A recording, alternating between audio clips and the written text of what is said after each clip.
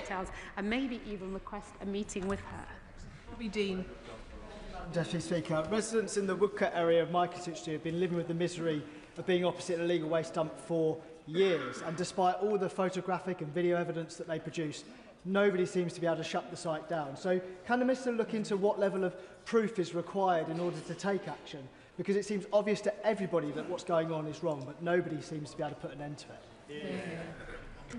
I thank the Honourable Gentleman for his question, and of course I urge him in the first instance to request a meeting with the local Environment Agency Area Director to have a look at asking that question about what further evidence is required to enable them to seek a prosecution in this matter. Then of course, if he's not satisfied with that after having that meeting, then to write into the Nature Minister.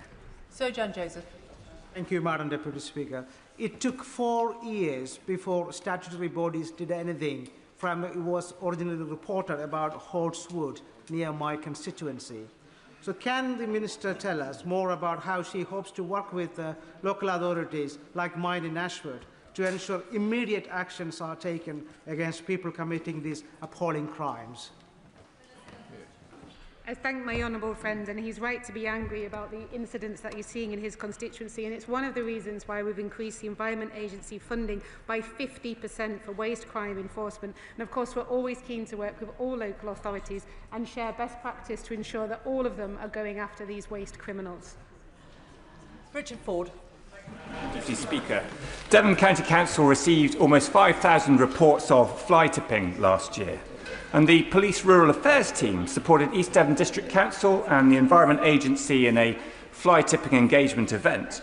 And it saw examples of tyres and plastic wrap. But will the Minister please speak with her counterparts at the Home Office about bolstering rural affairs teams in police constabularies such as Devon and Cornwall? I thank the Honourable Gentleman, and as luck would have it, there happens to be on the front bench just here the Home Affairs team who will have heard his question. Steve Race.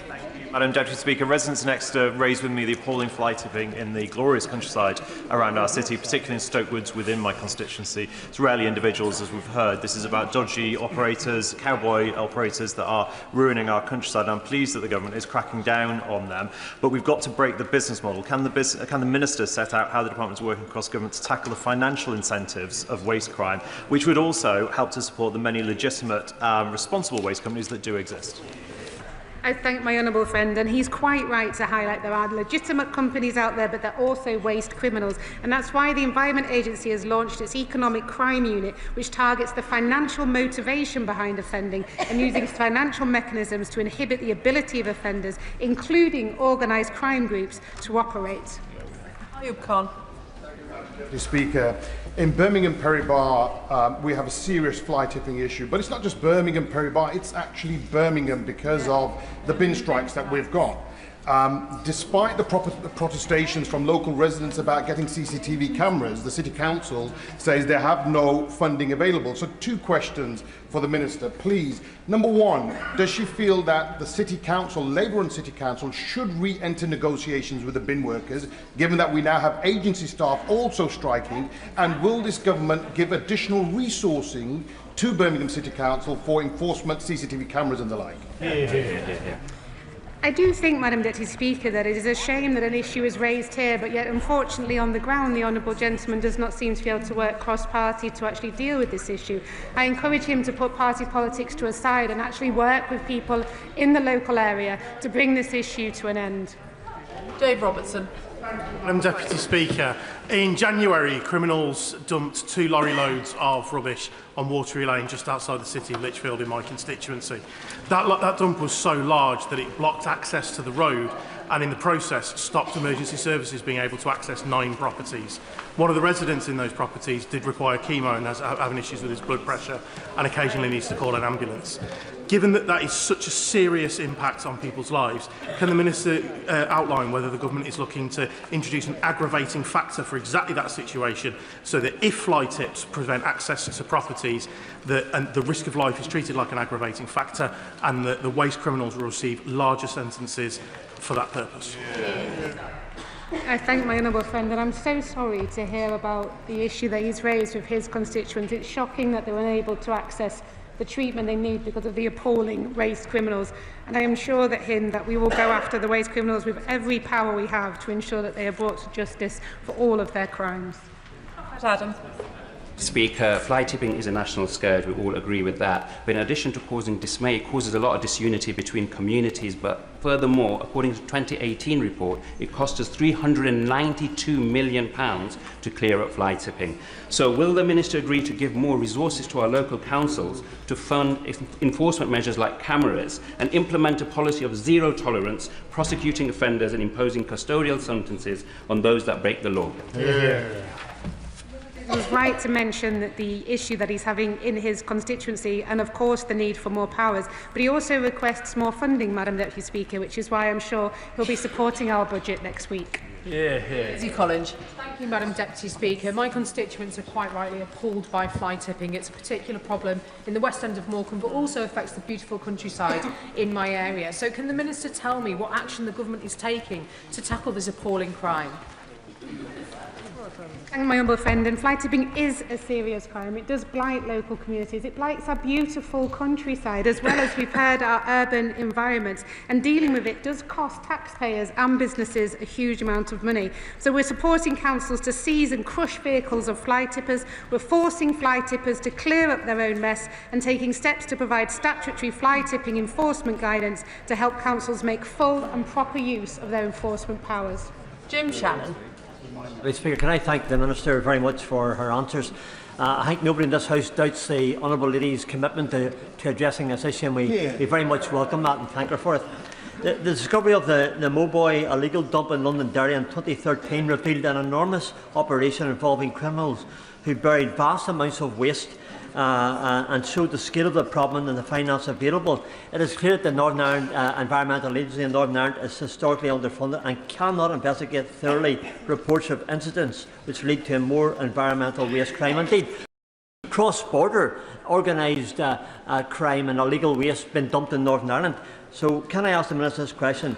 It is a devolved matter, but will the Minister commit to discussion and to liaise with the Northern Ireland Assembly on how better to work together for the investigatory bodies for these crimes throughout the United Kingdom of Great Britain and Northern Ireland? Thank you. I thank my honourable friend for, as always, raising an important issue for his constituents, and I am sure that the Nature Minister is regularly meeting with the Northern Ireland Assembly and that she can get back to you and update you on those conversations.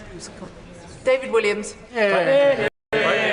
Thank you, Madam Deputy Speaker. In Stoke-on-Trent, under the leadership of Councillors Wazir and Ashworth, we've had the successful IDIOT campaign. That stands for illegal dumping in our towns. As a result, we've seen the numbers of fines go up and the amount of fly tipping is reducing too. Now, would the Minister agree with me that the IDIOT campaign is an aptly titled name for such a campaign?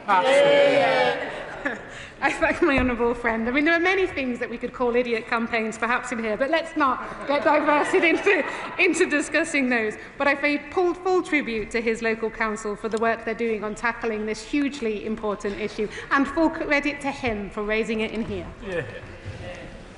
Can I thank the Minister for her answers this afternoon? If any members are planning to leave, could they do so quickly and quietly? But that's given the front benches a couple of moments to swap over. Before I call the Home Secretary to make her statement, I'm sorry that once again Mr. Speaker has asked me to remind ministers of the requirement in the government's own ministerial code that major new policy announcements should be made in this House in the first instance and not to the media. This afternoon's statement has already been the subject of very extensive media coverage, both over the weekend and this morning, including a lot of policy detail.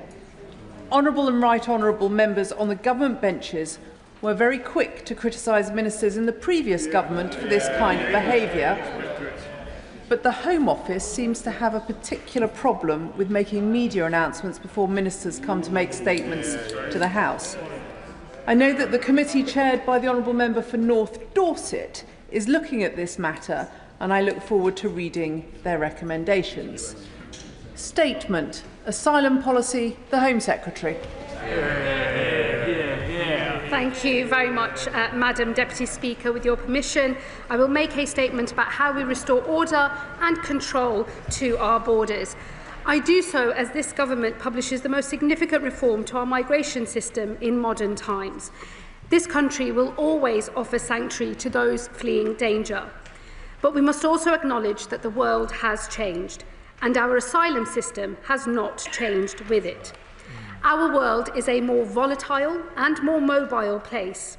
Huge numbers are on the move. While some are refugees, others are economic migrants seeking to use and abuse our asylum system. And even genuine refugees are passing through other safe countries searching for the most attractive place to seek refuge. The burden that has fallen on this country has been heavy. 400,000 have sought asylum here in the last 4 years. Over 100,000 people now live in asylum accommodation, and over half of refugees remain on benefits 8 years after they have arrived. To the British public who foot the bill, the system feels out of control and unfair. It feels that way because it is. The pace and scale of change has destabilised communities. It is making our country a more divided place. There will never be a justification for the violence and racism of a minority. But if we fail to deal with this crisis, we will draw more people down a path that starts with anger and ends in hatred. I have no doubt about who we really are in this country. We are open, tolerant, and generous. But the public rightly expect that we can determine who enters this country and who must leave. To maintain the generosity that allows us to provide sanctuary, we must restore order and control. Rather than deal substantively with this problem, the last Conservative government wasted precious years and £700 million on their failed Rwanda plan, with the lamentable result of just 4 volunteers removed from the country. As a result, they left us with the grotesque chaos of asylum seekers housed in hotels, shuttled around in taxis, with the taxpayer footing the bill. My predecessor as Home Secretary picked up this dreadful inheritance and rebuilt the foundations of a collapsed asylum system. Decision-making has been restored, with a backlog now 18% lower than when we entered office. Removals have increased, reaching nearly 50,000 under this government. Immigration enforcement has hit record levels, with over 8,000 arrests in the last year. The Border Security Bill is progressing through Parliament, and my predecessor struck a historic agreement with the French, which means small boat arrivals can now be sent back to France. These are vital steps, but we must go further. Today we have published Restoring Order and Control, a new statement on our asylum policy. Its goals are twofold. Firstly, to reduce illegal arrivals into this country, and secondly, to increase removals of those with no right to be here. It starts by accepting an uncomfortable truth. While asylum claims fall across Europe, they are rising here. And that is because of the comparative generosity of our asylum offer, when compared to so many of our European neighbours. This generosity is a factor that draws people to these shores on a path that runs through other safe countries. Nearly 40% come on small boats and over perilous channel crossings, but a roughly equal number come here legally via a visitor, work or study visa and then go on to claim asylum. They do so because refugee status is the most generous route into this country. An initial grant lasts 5 years, which is then converted almost automatically into permanent settled status. In other European countries, things are done differently. In Denmark, refugee status is temporary and they provide safety and sanctuary until it is possible for a refugee to return home. In recent years, asylum claims have hit a 40-year low. And now, across Europe, countries are tightening their systems in similar ways. We must act too. We will do so by making refugee status temporary, not permanent. A grant of refugee status will last 2.5 years, not 5. It will be renewed only if it is impossible for a refugee to return home. Permanent settlement will now come at 20 years, not 5.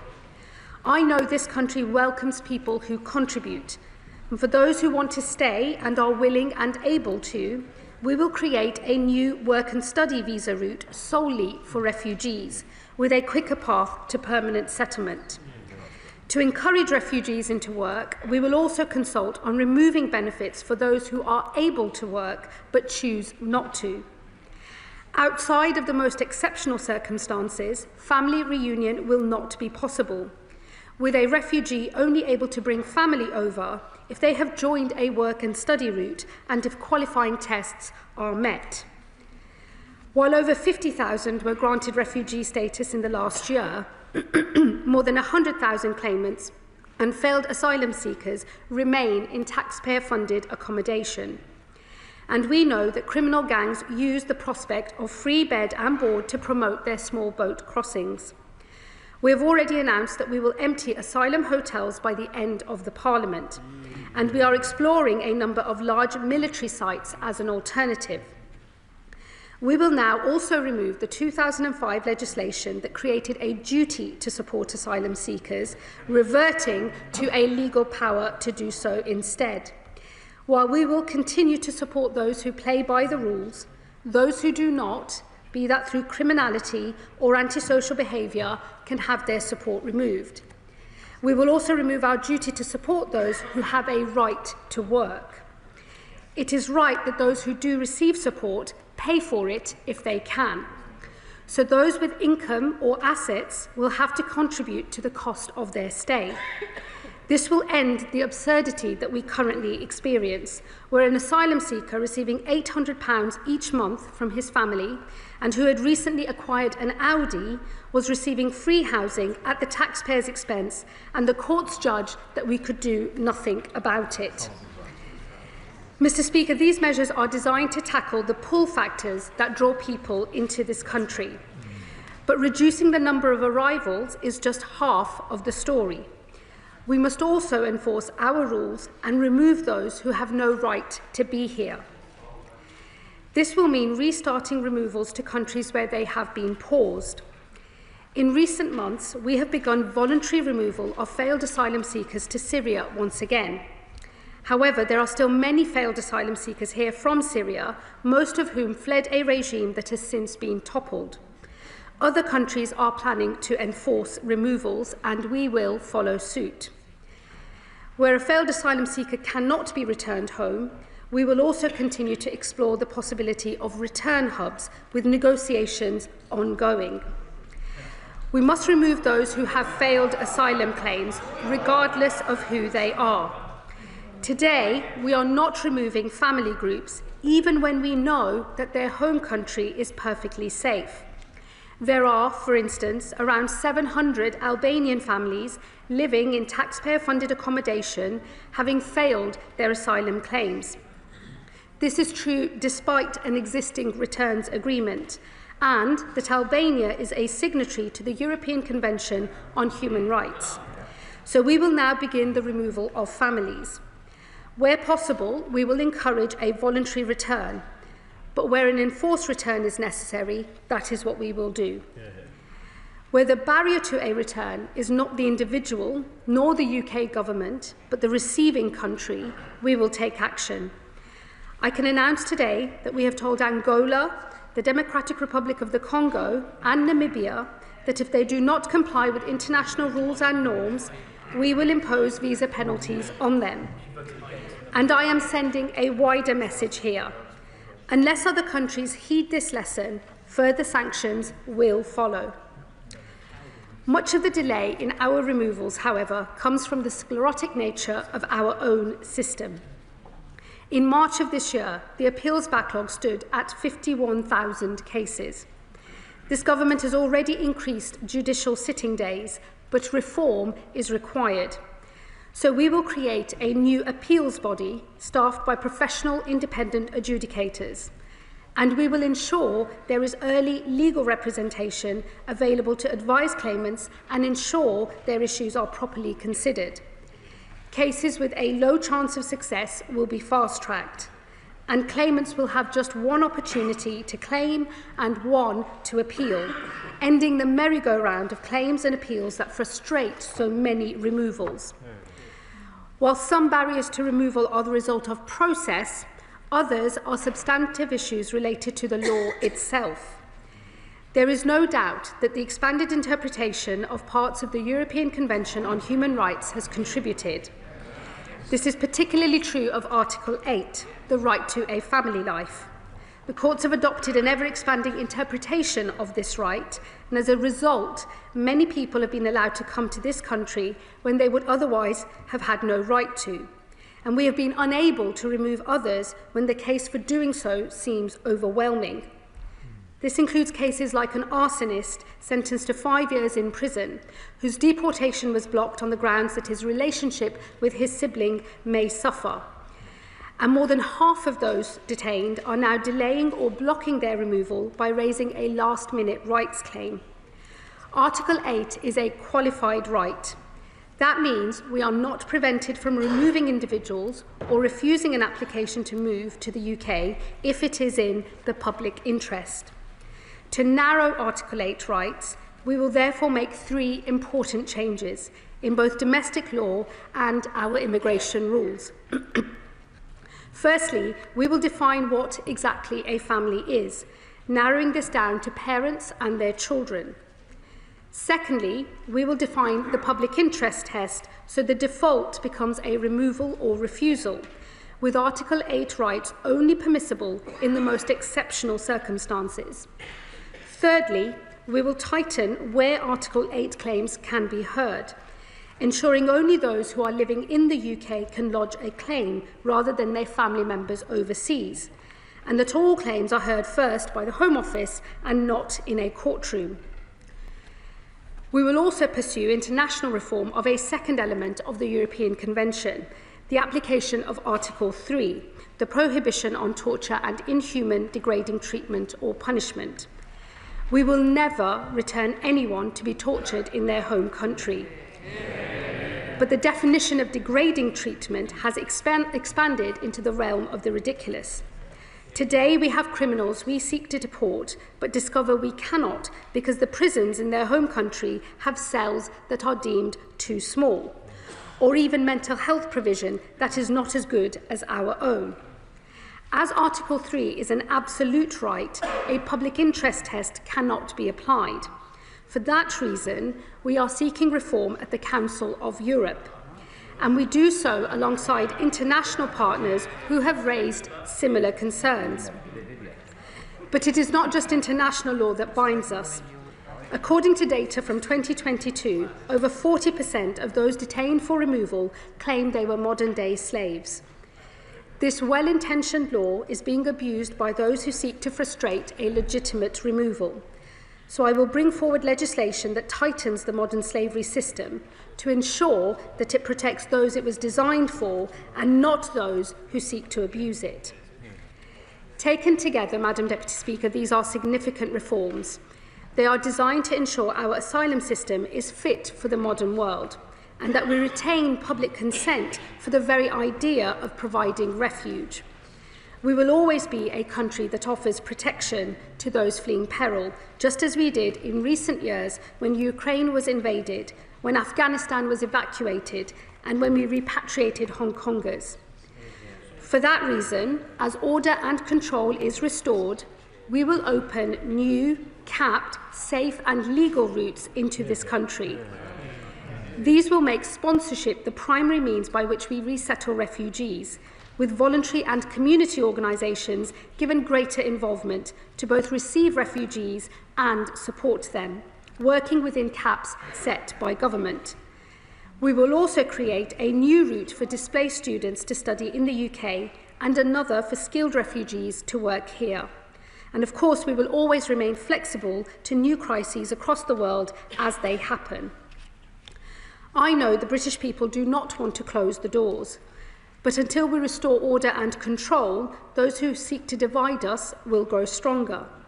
It is our job as a Labour government to unite where there is division. So we must now build an asylum system for the world as it is, one that restores order and control, one that opens safe and legal routes to those fleeing danger across the world, and one that sustains our commitment to providing refuge for this generation and those to come. I know the country we are.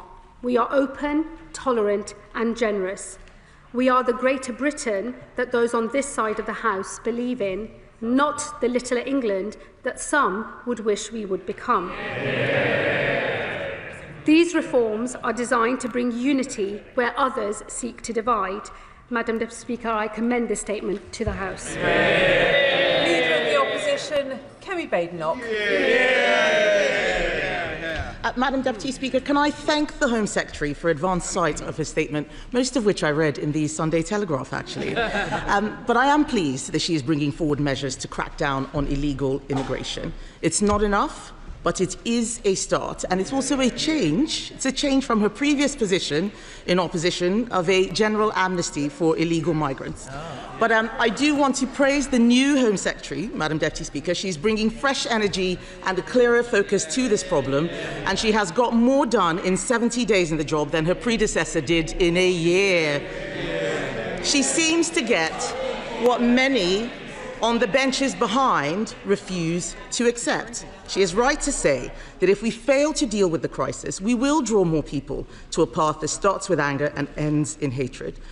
But we will also allow our English Channel to operate as an open route into this country for anyone prepared to risk their lives and pay criminal gangs. This is not fair. It is not fair on British citizens, it is not fair on those who come here legally, and it is not fair on those in genuine need who are pushed to the back of the queue because the system is overwhelmed. Anyone who cannot see by now that simply tinkering with the current system isn't going to fix this problem is either living in la-la land or being willfully obstructive. It is a shame that it has taken Labour a year in office to realise there is a borders crisis. Yes. I don't know why they're chuntering. What was their first act in government? Her predecessor's first act was to scrap the Rwanda plan, which was already, yes, they're cheering, it was already starting to act as a deterrent before it even got off the ground. And before it started, Labour threw away all of our hard work, the taxpayers' money. They're the ones who have wasted their money, not us. But this statement, Madam Deputy Speaker, is an admission that her predecessor's immigration and borders bill will not work. But I'm glad to see them now changing course. The powers they're using in this bill, they all voted down when we were in government. They wouldn't be able to do that if we hadn't got it through. None of them know the work that was done. They're just cheering nonsensically, but we know what has happened since they came into office. In fact, the Home Secretary will know that in the 70 days that she has been in office, 10,000 people have crossed the Channel. And in the last year, we have seen record levels of asylum claims. The problem has got worse since Labour came into office and is getting even worse by the day. But I am afraid to tell her that what she is announcing is not going to work on its own. And some of these measures will, in fact, take us backwards.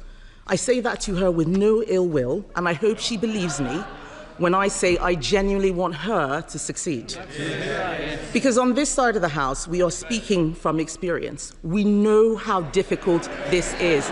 It is, we are. And we're not going to take any lectures from the people who voted down every single measure to control immigration.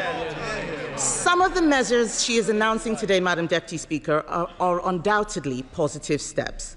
Baby steps, but positive nonetheless. We welcome making refugee status temporary, and we welcome removing the last Labour government's legislation that created a duty to support asylum seekers. She's right to do that. Yeah. However, some of what she is announcing simply does not go far enough.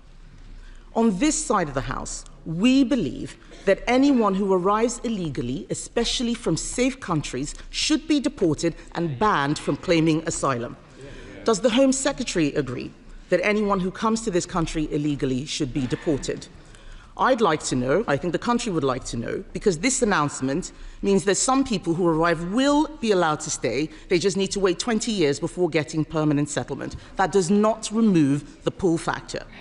But the main problem is that for as long as the UK is in the ECHR, illegal immigrants and those exploiting our system will use human rights laws to block anything she does to solve this.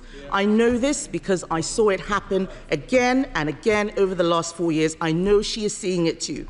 We even saw it this year with the Prime Minister's one-in, one-out scheme, which has seen people return to France come back yet again on small boats. I can guarantee that her plan to reinterpret Article 8 will not work. We tried this already. Strasbourg and UK case law will prevail. And I agree with her that the definition of degrading treatment is overinterpreted. But renegotiating Article 3 internationally will take years. Years we don't have, if it were even possible, but the fact is, it isn't. We know this because a small group of EU countries tried this earlier and they were dismissed by the Secretary-General of the Council of Europe. Her government did nothing to support them, so I'm not convinced that it's the Prime Minister's negotiating skills that are going to sort out that problem. The fact is, we have looked at this issue from every possible direction, and the reality is that any plan that doesn't include leaving the ECHR as a necessary step is wasting time we don't have. Just like their plan to smash the gangs or the one-in, one-out policy, it is time-wasting and it is doomed to fail because of lawfare. We have seen this all before. The tough measures will be challenged in the courts and blocked, the new legal routes she's talking about will be exploited, and the numbers arriving on our shores and disappearing into the black economy will keep on rising. If the Home Secretary is serious about reducing these numbers, and I do believe that she is, she must be bolder. She must take steps to deter illegal immigrants from coming to Britain and deport them as soon as they arrive. Our borders plan does just that, and I know that she has studied it in detail. I've seen the looks. I know that she knows that we would leave the ECHR and ECAT to stop the Strasbourg courts from frustrating deportations, that we'd establish a new removals force to make sure all illegal arrivals are deported. We would end the use of immigration tribunals, judicial review, and legal aid in immigration cases. Those are the things that are slowing us down. And we will sign returns agreements that are backed by visa sanctions to ensure we send illegal arrivals back to their place of origin. I welcome what she's talking about on Angola and Namibia, but all of us in this House know that they are not the ones creating the biggest problems. We need to be bold, serious, and unafraid to do what the British people demand: secure our borders. That is what is in our borders plan. So I urge her to take me up on my offer to work together, not just because we have some ideas she might find useful, but because, judging by her own backbenchers' reaction today, she may find our votes come in handy. Earlier this year, we saw what happened when the government tried to make changes to the welfare bill.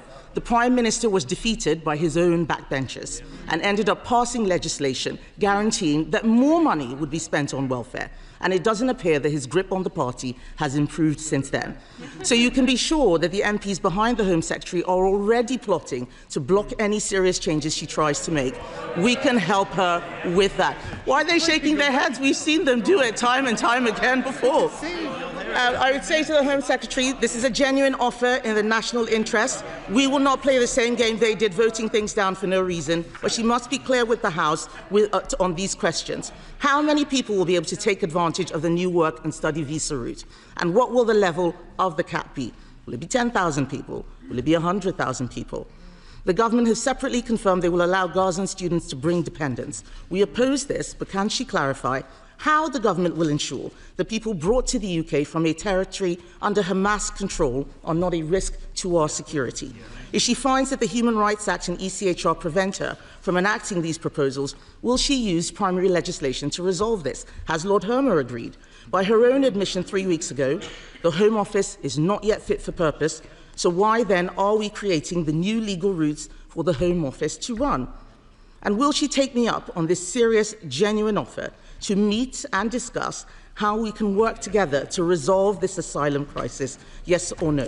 I urge her to put party politics aside, meet with me and my shadow Home Secretary. Let's find a way to work together. Order. I was very generous with time then. Home Secretary. Thank you, Madam Deputy Speaker. I thank the Leader of the Opposition for her response to the statement. I see that the Shadow Home Secretary has been subbed out after his performance at Home Office orals.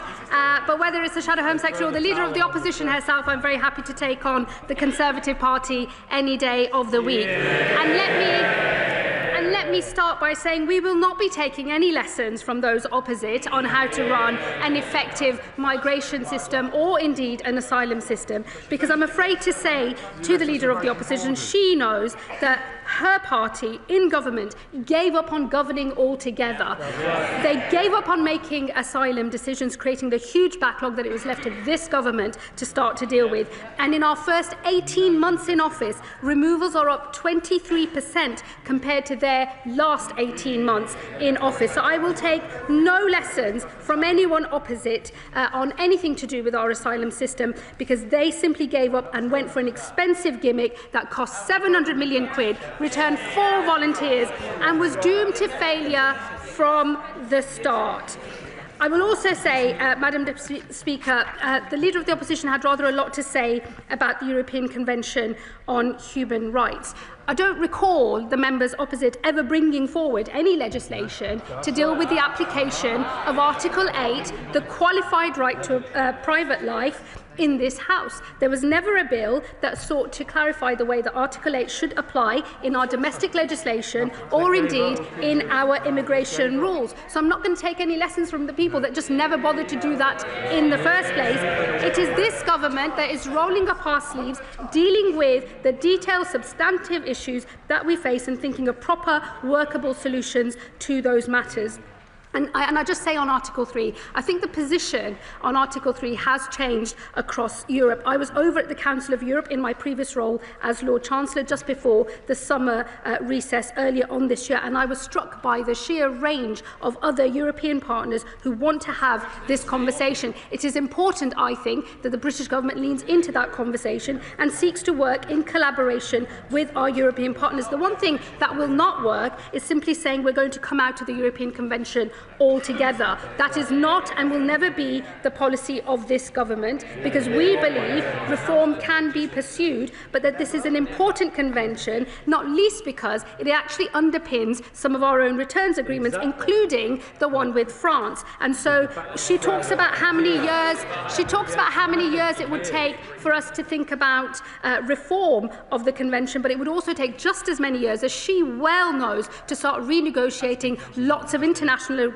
which would be affected by us coming out of the convention. So I'm afraid her solution once again will not work. And if she wanted to work together in the national interest, and look, Madam Deputy Speaker, I'm always up for working in the national interest, because nothing actually matters more to me than holding our own country together and uniting our country. But they could have started by voting for the Borders Bill, which is currently going through the House and which they have voted against at every opportunity. So forgive me if I don't take this newfound conversion to working together in the national interest with much seriousness, because their own track record suggests it should not be taken seriously. And not be taken seriously, Madam Deputy Speaker, sums up the position of the Conservative Party. These are the people that left this government an abject mess to clear up. They gave up on governing, they gave up on running an effective asylum system, and now they turn up without so much as an apology to the British public, thinking that they've got anything to say that anyone wants to hear.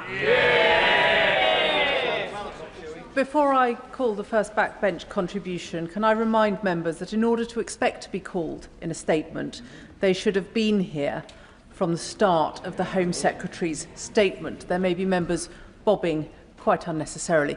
Florence Eshalomi. Thank you, Madam Deputy Speaker. Madam Deputy Speaker, the reality is we need an asylum and immigration system based on fairness and consistency. My constituency of Vauxhall and Campbell Green is a testament to this. It's a place that's been made richer because of the people who've come here from all over the world. Some of them have fled persecution and have made a home over many years. I meet these people every week in the community and including in schools, where I see those children excited about their future. When this government came into office last year, they were right to say that their priority in this area is to tackle the huge backlog of unprocessed asylum claims left by their predecessor. Clearing that backlog is a big task, Madam Deputy Speaker, but it is right that we identify who has a right to be here.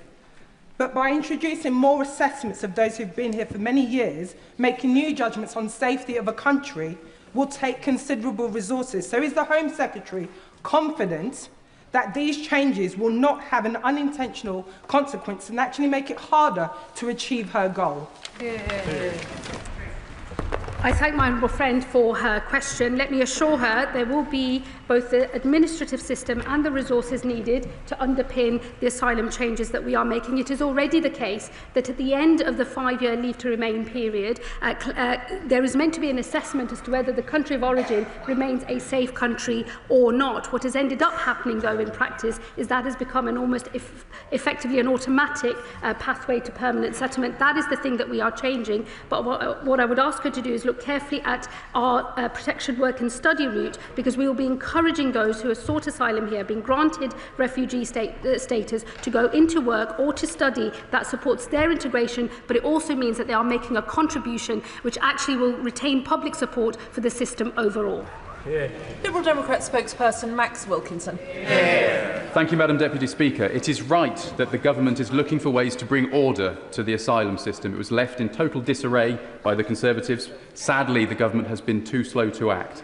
Britain has a long and proud history of responding with compassion to people fleeing unimaginable horrors. That should continue in a way that is fair and sustainable. So we welcome some of what the Home Secretary has said on that score. But what is not helpful is the Home Secretary claiming that the country is being torn apart by immigration. Acknowledging the challenges facing our nation is one thing, but stoking division by using immoderate language is quite another. I will, however, welcome news about safe and legal routes. This is something the Liberal Democrats have called for some time, since they were scrapped by the Conservatives, leading to more small boat crossings. But we do have some concerns about the far-reaching detail behind these proposals, which seems to be missing. The Home Secretary is revoking the legal duty to provide asylum seekers with accommodation and says asylum seekers should support themselves and contribute to our society. But she is still banning them from working so they can support themselves, contributing to our society. That makes no sense at all. She relies a lot on Denmark as an example. Denmark lets asylum seekers work after 6 months. So will she. And can she guarantee that the burden to house asylum seekers won't fall on already struggling local councils? And can she guarantee that we won't see a whole-scale transfer of asylum seekers from hotels to the streets? And if the Minister for Border Security and Asylum announced to the media asylum seekers could have jewellery confiscated, is the Home Secretary doing this to raise money or to deter people? And either way, does she acknowledge that many British people will see it as unnecessary and cruel? State-sponsored robbery will certainly not fix a system that costs taxpayers £6 million every day in hotel bills. If the government plans to keep its promise to end hotel use, it must also process the claims of the 90,000 backlog of asylum seekers. Something the Liberal Democrats have a plan to do within 6 months using Nightingale-style processing centres. Does the Home Secretary seriously believe that an overstretched Home Office, which has yet to clear the existing backlog, can also undertake reviews of every refugee's status every 2.5 years? The UK must continue to lead international efforts to manage large migratory flows, and because the flow of people comes from Europe, she will need to work with the EU on a solution. The Oxford Migration Observatory has identified a clear Brexit effect. That means people refused asylum in the EU now make a second attempt here, a consequence of the Brexit delivered by the Conservatives and the honourable member for Clacton 2. The Minister refused to answer earlier whether Brexit has harmed our immigration and asylum system. So I'll ask the Home Secretary now, does she think that Brexit has made it easier or more difficult for this country to control its borders and asylum system? And does she think reductions in overseas development spending will reduce or increase migratory flows? We have already made it very clear that we think leaving the ECHR will make no difference to securing our borders and will tear hard-won rights away from British people. It's encouraging that the Home Secretary has said that is not part of the government's plan. Finally, we urge the government to tread carefully, to act with fairness, to act with efficiency, and to act with compassion for local communities in the UK who want this resolved, but also for asylum seekers too. Thank you, Madam Deputy Speaker.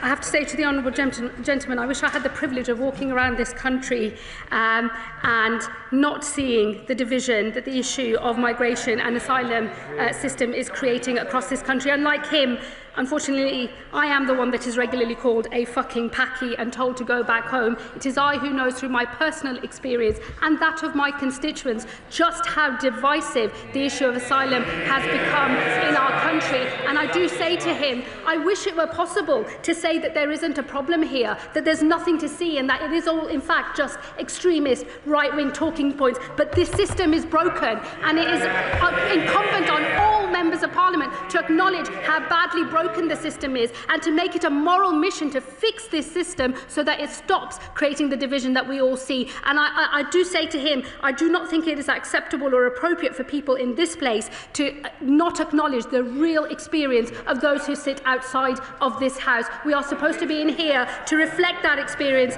in this House, and I hope that he will approach the debates that we will no doubt have on all of these measures in that spirit. He also accused this government of being too slow to act. I do have to say to him, removals of those who have no right to be in our country are up by 23% in the first 18 months of this Labour government compared to the last 18 months of that former Tory government. That is a government that is getting on with the job. We have made 11,000 enforcement raids, 8,000 arrests, and over 1,000 people with no right to be in this country as a result of those raids have been removed from this country. This is a government that has been getting on with the job, and this is just the next phase of our work as we deal with the broken migration system that we inherited from those opposite. He said that he thought that whilst people who are waiting on their claim should be given the right to work, I think he knows that would be a huge pull factor and increase the number of channel crossings rather than decrease them. That would be our experience in this country. That is why we are not pursuing that policy. But what we have said is for those who are granted refugee status in this country and who can and want to, they will be able to switch into the protection, work and study route so they can start contributing to society. That will help them to integrate and it will help the communities that they are living in as well. He knows full well that it is not the policy of this government to confiscate jewellery from those who are accessing asylum accommodation. What I would say to him, though, is asylum accommodation is provided to asylum seekers by British taxpayers, and it is right that if people have high-value assets, that they contribute to the cost of that asylum accommodation. I gave in my speech the example of a man who was in supported asylum accommodation paid for by his taxpayers and by mine, who was receiving £800 a month from his family and who had enough money to acquire himself an Audi. I think it is right that the British state should be able to say to such an individual, contribute. We're not saying that we would take everything away and leave that individual destitute, but I think contribution is a fair principle here. And I would be very disappointed to discover that the Liberal Democrats do not support contribution when people can afford to do so to the cost of their asylum accommodation. And Madam Deputy Speaker, he left his remarks on Brexit. I don't have any more to say about that. I'm living in the world as it is today. If he has things to say, I'm sure the House will continue to hear about them. The Home Secretary should know that language that is not acceptable in this House does not become acceptable if it is attributed to others. She might like to apologise for the language used. I apologise, Madam Deputy Speaker. I did not mean any discourtesy. I was merely reflecting the truth of words that are used to me. And I think we all appreciate that. But please, can I urge members to keep their language acceptable in the House? Graham Stringer. Thank you, Madam Deputy Speaker. Can I start by saying I fully support the Home Secretary in a statement today. It is a fundamental duty of government to protect our borders and to know who is coming into this country, which we have not known for some time. She has set herself a difficult task, but will she agree to publish targets for all the areas she has outlined in her statement today, particularly a reduction in the number of undocumented and illegal entrants to the country, so that we can check whether it is working, and she may need to alter some of the policies if it is not working. Thank my honourable friend for his question. What we won't do is set arbitrary targets or caps. We have learnt the lessons of previous governments, and I think that setting a number in that way actually costs public confidence. The better thing to do is to actually get on with delivering these reforms, passing the necessary legislation in this House, delivering them out there in the country, and then assessing them as they go. I have no doubt that there will be much debate and scrutiny in this place and in others about the success of these reforms, and I look forward to answering those questions over the coming months and years, no doubt. Chair of the Home Affairs Committee, Dame Karen Bradley. Madam Deputy Speaker. My committee, I'm sure, will want to look closely at the very significant number of announcements that the Home Secretary has made today. But she has referred on a number of occasions to asylum seekers contributing to the support that they're given. And I wonder whether she has made any consideration of setting up a deferred payment scheme much akin to the student loan scheme, so that people, when they are granted asylum and are in work, can start to pay back for the generosity they've received. I thank the Chair of the Home Affairs Select Committee, and I do very much look forward to my first appearance before her committee, which I hope we can arrange very soon, and I'm sure we will be discussing in detail all of these proposals as well as other matters relating to the Home Office. Let me say on that specific point around further contribution, it is something that we are currently exploring. It's not part of the package of measures today, but I'll happily update the House in due course. Joe White. Well, thank you, Madam Deputy Speaker. Can I thank the Home Secretary for her statement? Would the Home Secretary agree with me that enforcing the immigration rules, including removals, is in the public interest? Could the Home Secretary provide greater detail on the action the government will take to balance public interest against individual rights? Well, I thank my honourable friend for her question. We will bring forward legislation in the next session on the specific ways in which we will deal with the application of Article 8 to immigration cases, and also how we will update our immigration rules as well. I'm happy to discuss with her how that legislation will be developed over the coming weeks, but the intention is to do exactly as I said in my statement, in particular to define what is a family, to define how the public interest test is used so that it is only used in the most exceptional of circumstances, and to tighten the who and the where of how Article 8 claims can be made. Taken together, we believe that that will ensure that we are able to ensure that the application of Article 8 is exactly as it was intended to be when the European Convention on Human Rights was first agreed to. Father of the House, Sir Edward Lee.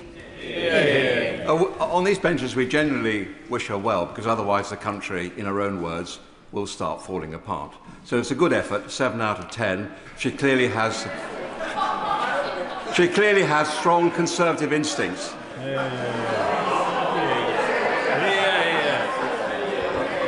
But does she fear that such is the misery in many of these countries that they're not really worried about how long they have to wait for their asylum claim to be processed? And does she fear that unless we do arrest and detain and deport people very quickly, then this problem will just go on and on and on? So she mentioned return hubs. Could you say a bit more about that? And could you have an open mind about schemes such as Rwanda? On Rwanda, no. I think on the substance of what he says, he can't be right, because claims are down in Europe and up here. So what I would say to him instead is I hope that he will approach the debate that we're having with an open mind, ditch the failed policies of his party, and maybe consider more workable solutions from this side of the House instead. Lewis Atkinson. To continue the UK's proud history of offering sanctuary while simultaneously reducing illegal channel crossings, the right way for refugees fleeing persecution should be through safe and legal routes that are subject to full security checks and controls, not by paying people smuggling gangs to cross the channel in an uncontrolled and unsafe way. So can I therefore welcome the Home Secretary's announcement that such routes will be created? And can she tell the House how quickly she envisages these will be implemented? I thank my honourable friend. Safe and legal routes are absolutely the way that we should be seeking to bring people into our country, and not through the people smuggling route in the north of France and over the Channel. And it is an explicit policy choice that I have made to disincentivise people coming through that route and paying thousands of pounds as they do so to organised immigration criminals, and will privilege those who come through our safe and legal routes. As we get order and control into the system that we have inherited, these safe and legal routes will become more generous over time. They will start modest, the numbers will be in the low hundreds, but they will grow, and we want them to grow because we want people fleeing sanctuary to be able to find safe harbour here in this country. And we make we are absolutely proud of that position as a government. This route will grow over time. I hope people across the House will support that, but I think we have to get order and control into our system first. Christine Jodin. Thank you very much, Madam Deputy Speaker. I think there would be general agreement that we have chaos in the immigration and asylum system, and that the government should be looking for new ways to discourage people from crossing the Channel in small boats. But in what she says today, is there a danger that those people that we do actually need to come to this country legally, with the skills that we need to fill the employment gap, to keep our NHS working and to work in the social care sector, will actually look at this country now and say, no, I don't want to go there, and that there is a danger in this policy that will happen? I disagree with the honourable lady. There is no reason to believe that. What I would say to her is that if you look at the numbers of people that come into this country on the small boats, it's about 40% of all asylum claims. Actually, it's about the same number of people who come through a legal route, a visit visa, a work visa or a study visa, which when that visa comes to an end, apply for asylum. I hope she would recognise that it is important that we stop that abuse of the asylum system so that we can retain public confidence in the legal migration system that I think we can all agree that this country needs. Chris Murray. Thank you, Madam Deputy Speaker. I now draw your attention to my declaration of interest. Over the last few years, 3 times as many people fleeing war or persecution have come to this country from Ukraine and Hong Kong as have come in small boats. But there has been no public outcry. The lesson here is the British people are compassionate and generous to refugees when the system is controlled, fair and gripped by the government. In 15 years working on asylum issues before being elected, I saw the dysfunction this government has inherited. There is nothing progressive about ducking asylum reform and allowing public support for refugees to drain away. Can the Home Secretary set out how these reforms will address the manifest unfairnesses and rebuild public support for the asylum system and immigration overall? My honourable friend makes a very powerful point.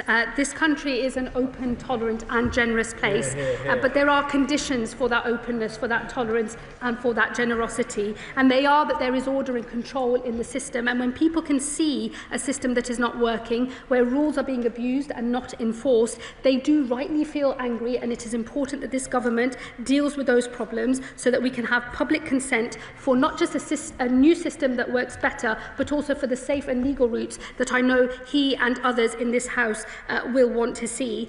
The 2 principles that underpin all of the reforms that I am making today are fairness and contribution. They are quintessential Labour values, but they are also quintessential British values too.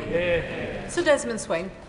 As she struggles to find these hubs, she should reflect on the fact that it was her government that wasted the 700 million by giving up the opportunity to Germany and the United States before we got the chance to use it.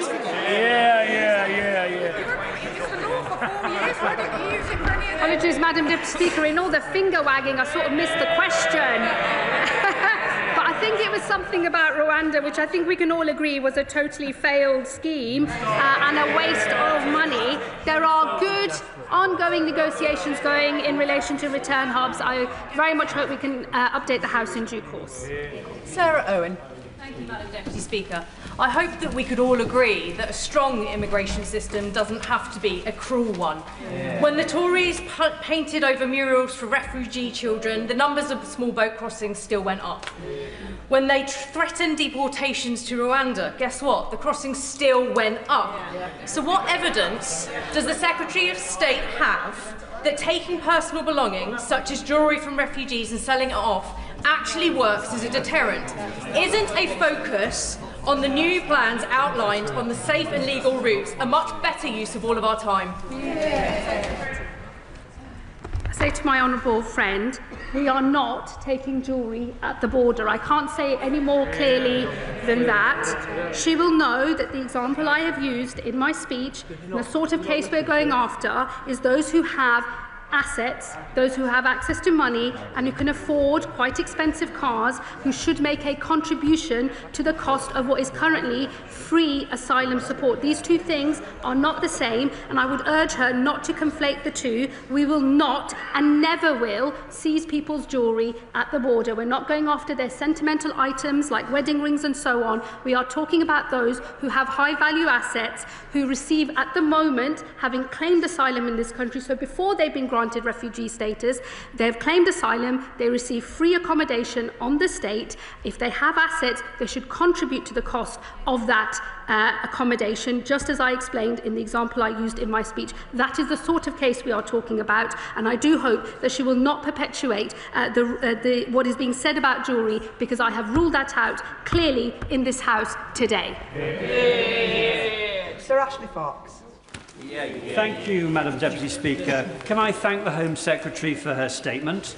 Labour's change, of course, is most welcome, and she's outlined some useful steps today. Now, my constituents want to see the Holiday Inn in Bridgewater emptied of migrants and returned to commercial use. And to achieve that, the Home Secretary is going to have to be bolder. So does she agree with me that anyone who arrives in this country illegally should be detained on entry and deported automatically?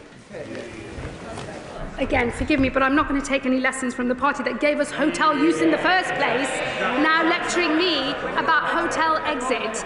It is a manifesto commitment of this government that we will get out of hotels by the end of this Parliament. I hope to do so before then. That is why we are exploring large sites, including military sites. I know that will engage more debate in this House over the coming weeks and months, and I look forward to that. But given that he's a member of a party that started hotel use, I hope he'll reflect on that first. Daniel Zeigner. Thank you very much, Speaker. I support my right honourable friend's statement, and particularly her announcement about safe and legal routes. She'll know that cities like Cambridge have a long tradition going back to kinder transport, to welcoming people from Syria and Ukraine. And I very much hope she'll work closely with authorities like Cambridge City Council to work on measures that can make these routes work.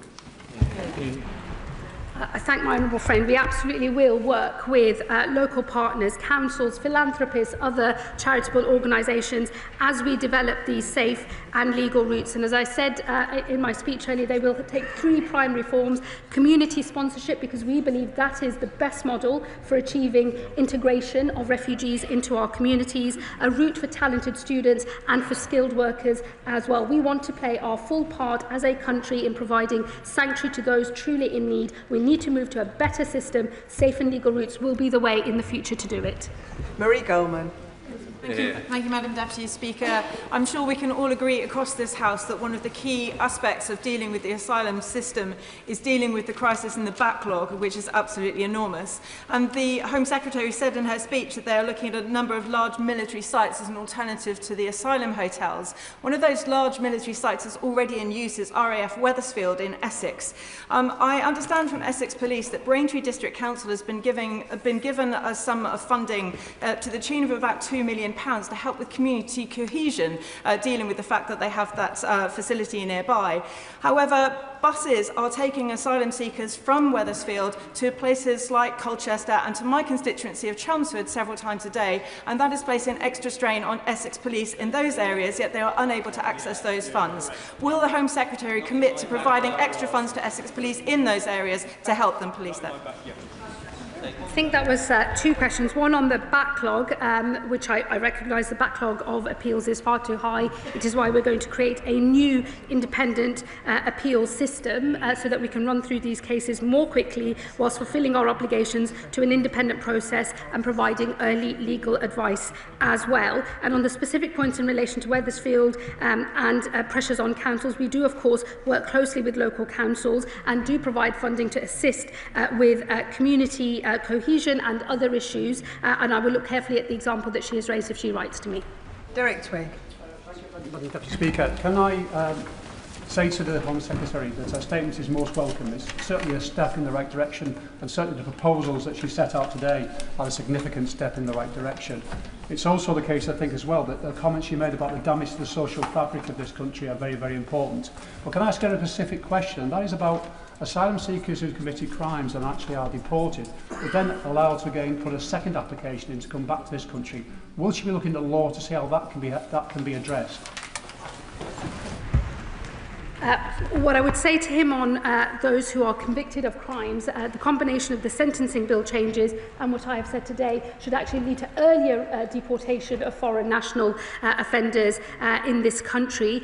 It is of course absolutely important that those individuals face the full force of the law, but we have made a policy decision as a government that for the vast majority of foreign national offenders, the appropriate thing to do is to move to immediate deportation wherever possible. Sakib Bhatti. Thank you, Madam Deputy Speaker. The Home Secretary said that she was exploring the possibility of return hubs with negotiations ongoing. Can she tell the House which country she's negotiating with and how much is it going to cost?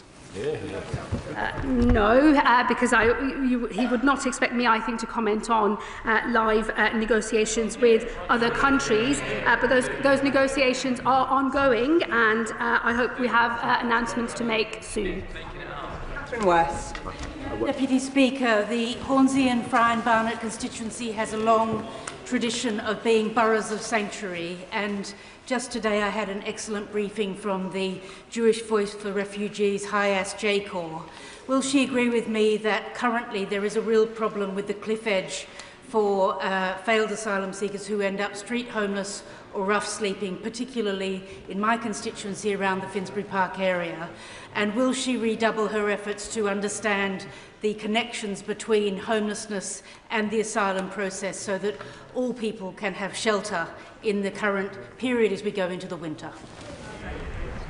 I thank my honourable friend. I do understand the point that she is making. I mean, I think the reality is that there are a lot of failed asylum seekers within the asylum accommodation system, and I'm sure she would accept and agree that where somebody has a failed claim and no right to be in this country, the best thing to do is to voluntarily leave the country, and we do already provide packages to help people make that decision. I of course don't want to see people homeless in this country, but I know she can't possibly think that the answer to that is to essentially have there be no consequence to having a failed asylum claim in the first place. We do need to run a system where the rules are enforced, as uncomfortable as that might occasionally be, but of course recognising that we don't want people in destitution. That is why we do make financial packages available for people to voluntarily remove the country, and that will always be the case.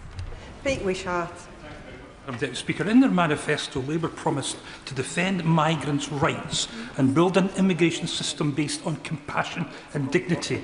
Instead, what we have is a policy that's welcomed by Reform UK and that's even found favour with Tommy Robinson, from throwing refugees into destitution to denying any meaningful route to citizenship to forcible evictions. Where exactly is the compassion and dignity in that? Yeah. Well, I can assure him that given that Tommy Robinson doesn't even think I'm actually English, he will certainly not be supporting anything I've got to say. So let's just leave that there, I think, Madam Deputy Speaker. We don't need to hear any more about what vile racists have to say about anything whatsoever. And let me also say to him, I guess it's not a surprise to me to find a Scottish National Party Member of Parliament defending a broken status quo. That's what they do in Scotland with the Scottish Government under the SNP every day, and that's what he's doing now. I hope he can agree that good reform, much needed reform to a broken system is the best way to retain public support for having an asylum system at all. Leon Wara. Madam Deputy Speaker. And my right honourable friend is absolutely right to seek to bring order to the chaos at our borders, chaos instituted by the Tories, which undermines trust in our state and imposes such costs on communities. She is also right to address the pull factors which lure migrants to their death in our channel of claims of cushy lives in five-star hotels. And she is right to insist that our proposals must reflect British values and work in practice. So on that, could she say a little bit more about how reviewing refugee status every 2 years will work in practice, particularly with regard to the Home Office capacity and also with regard to integration? I thank my honourable friend for her comments as well as her question. What we are doing in relation to the refugee status is moving from a situation where it's effectively permanent and the most attractive of all routes into the country to a more temporary status. I will make sure that the administration and the funding is available to run the new system as it is being designed. But I do say to her that is why we are also creating the protection, work and study route, because we believe that the best integration outcomes come when people are in work and able to contribute, and that is how we will retain popular support for having an asylum system. So people will transfer, we hope, into the protection, work and study route. But of course, if they do not, under the core protection model, they will still receive sanctuary from this country. It will be more regularly reviewed. I hope we can all agree that where a country is safe for an individual to return to, a return should, in the normal run of things, take place. But of course, if people have switched into a work route and are making a contribution, we will set out plans in the coming days about how they could earn their way to an earlier settlement, longer than what is available to people today, and still longer than what will be available to people on safe and legal routes, but shorter than those who remain on the core protection model.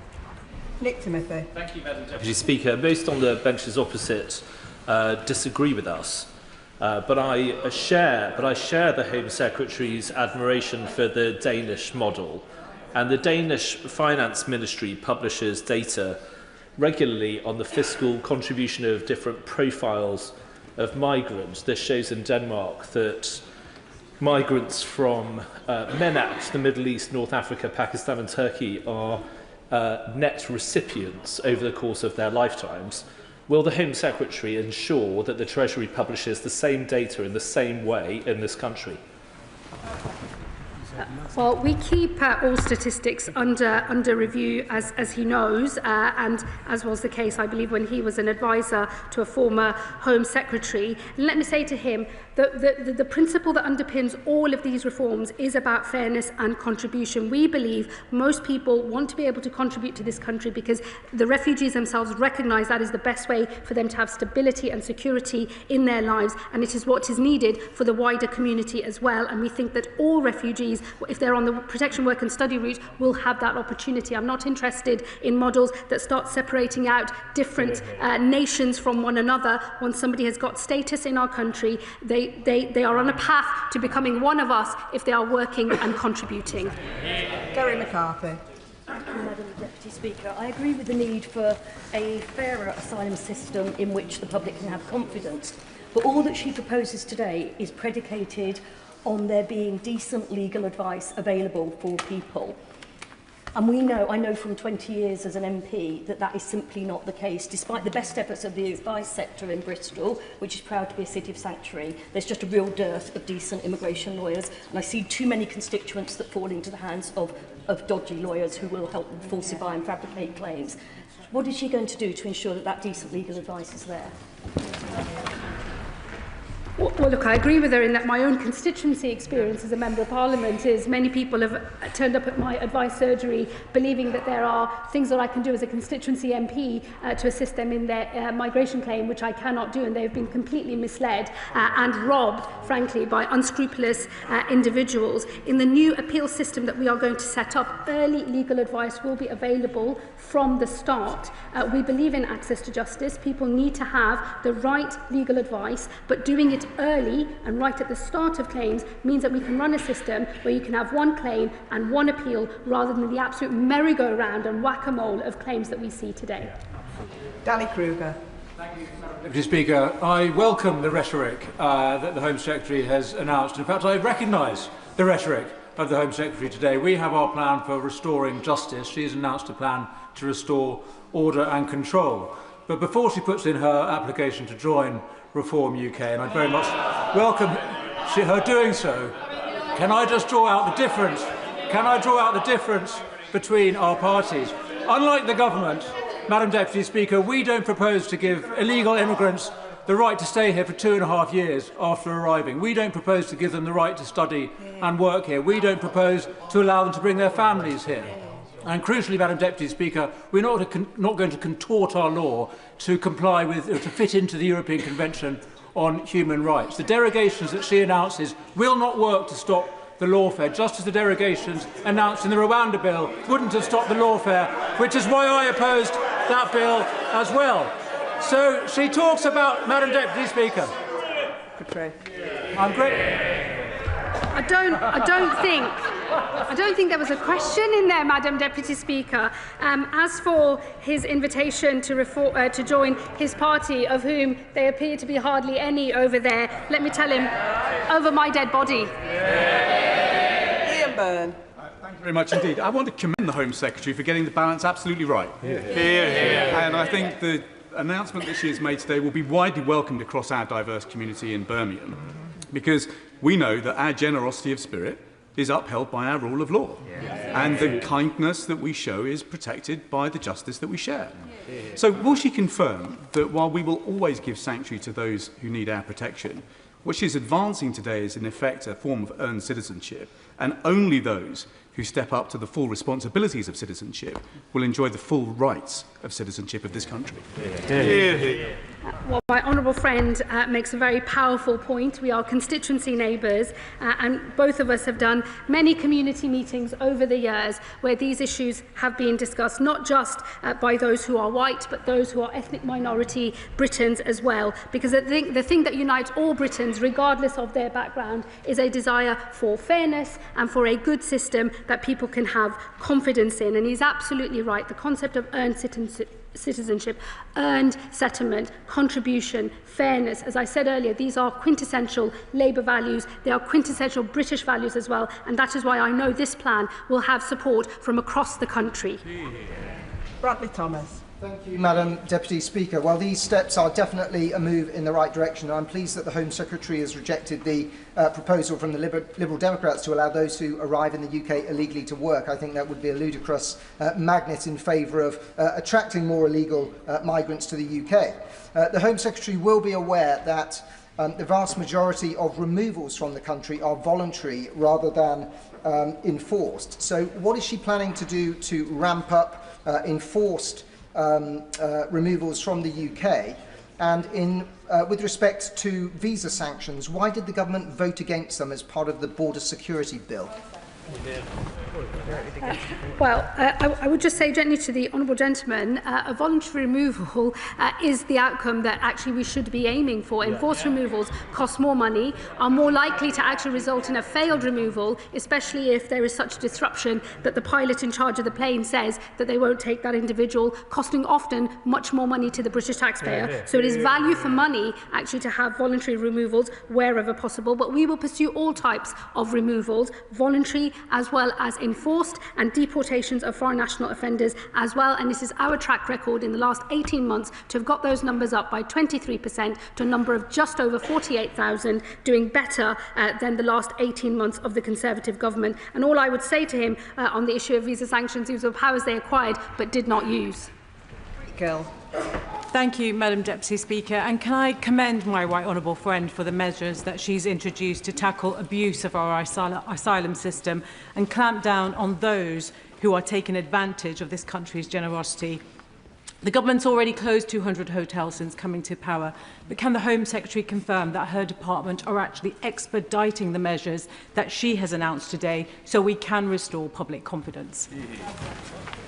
I thank my honourable friend and also constituency neighbour for her question. I can assure her we are moving at pace on the exit of hotels. We've already made good progress, closing a number of hotels down from the peak that we inherited to just under 200 today. We will go further and faster on that, and it is why we are looking at large sites, including military sites, and there will be more announcements on that in due course. And on these wider proposals, some of these proposals require consultation, others require legislation. I know that they were debated with real vigour in this House, but we will aim to pass these measures as quickly as possible, because I agree with her, we need to quickly transition to a better system that we can all have more confidence in, and introduce the safe and legal routes that are the viable alternative, the right alternative, and persuade people not to get on a dangerous boat in the north of France instead.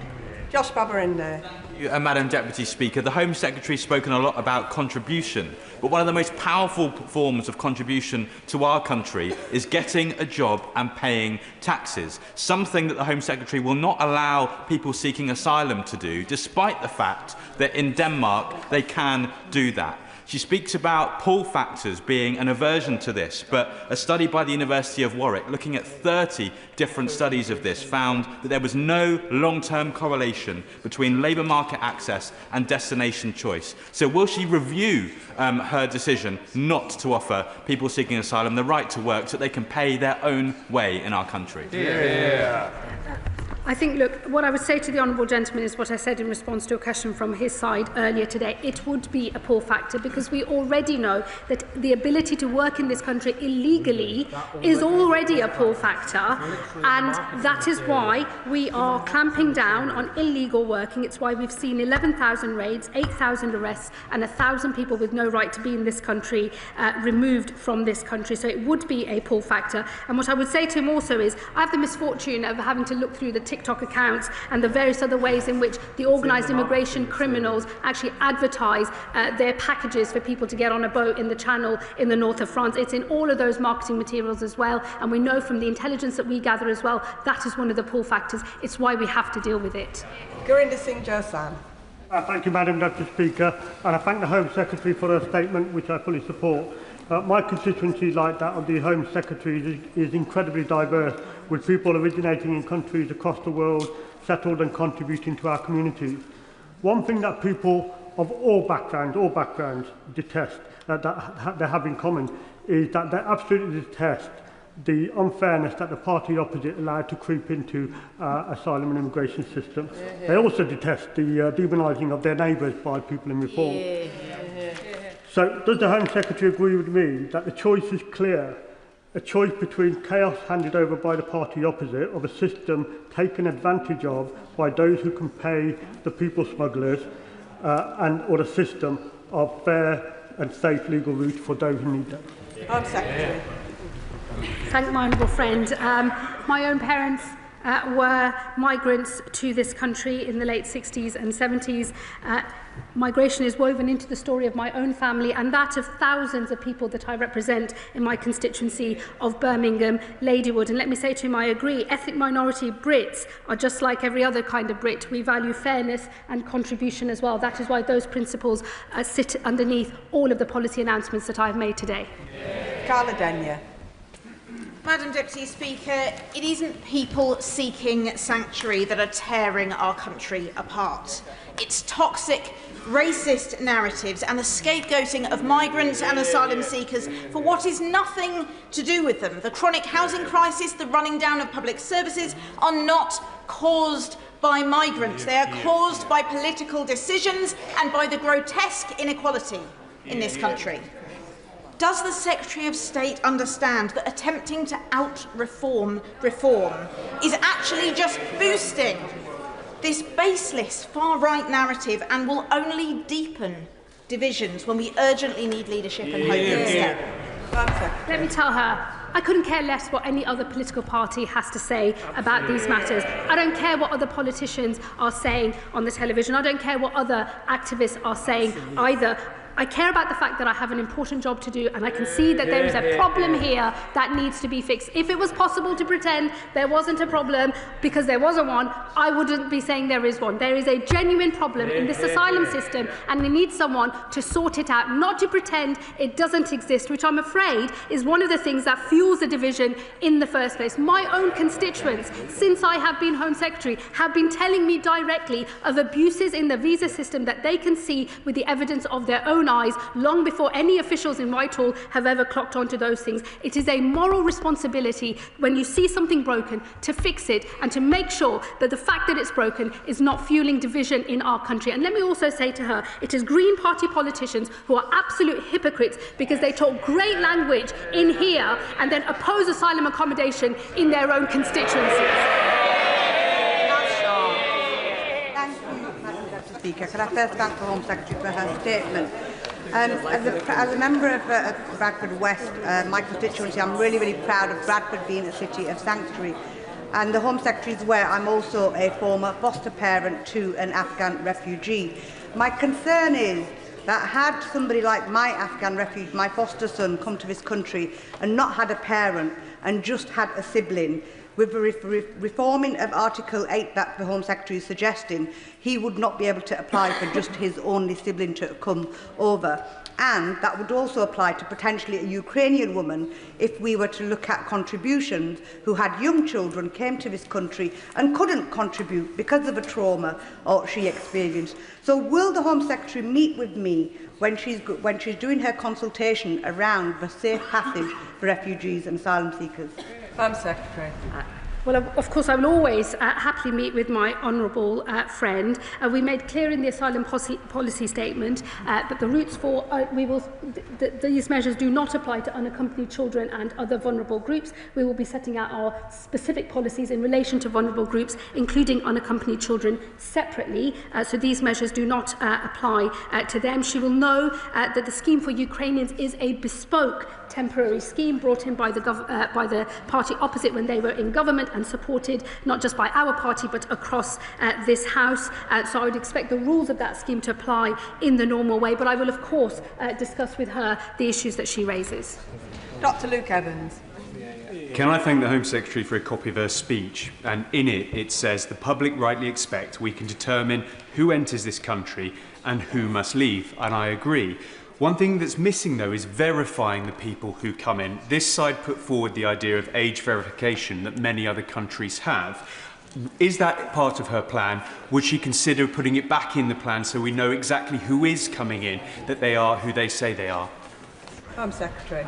Well, if he reads the asylum policy statement, he'll know that on age verification, we are pursuing AI as a more effective and workable model, unlike that suggested by the party opposite, which was all about MRI scans and bones. We believe we have a much more effective way of ensuring age verification is available and that the methodology for it actually works. Sarah Russell. Thank you, Madam Deputy Speaker. Thank you to the Home Secretary for her statement. There is currently a loophole within employment law in the UK that it means that people who are self-employed are not subject to right-to-work checks. And that means that many people work illegally within the gig economy with no potential risk to their non-employer.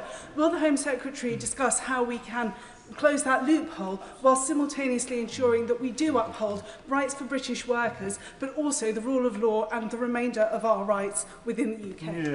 Home Secretary. I really thank my honourable friend for her question. We are closing that loophole in the Borders Bill.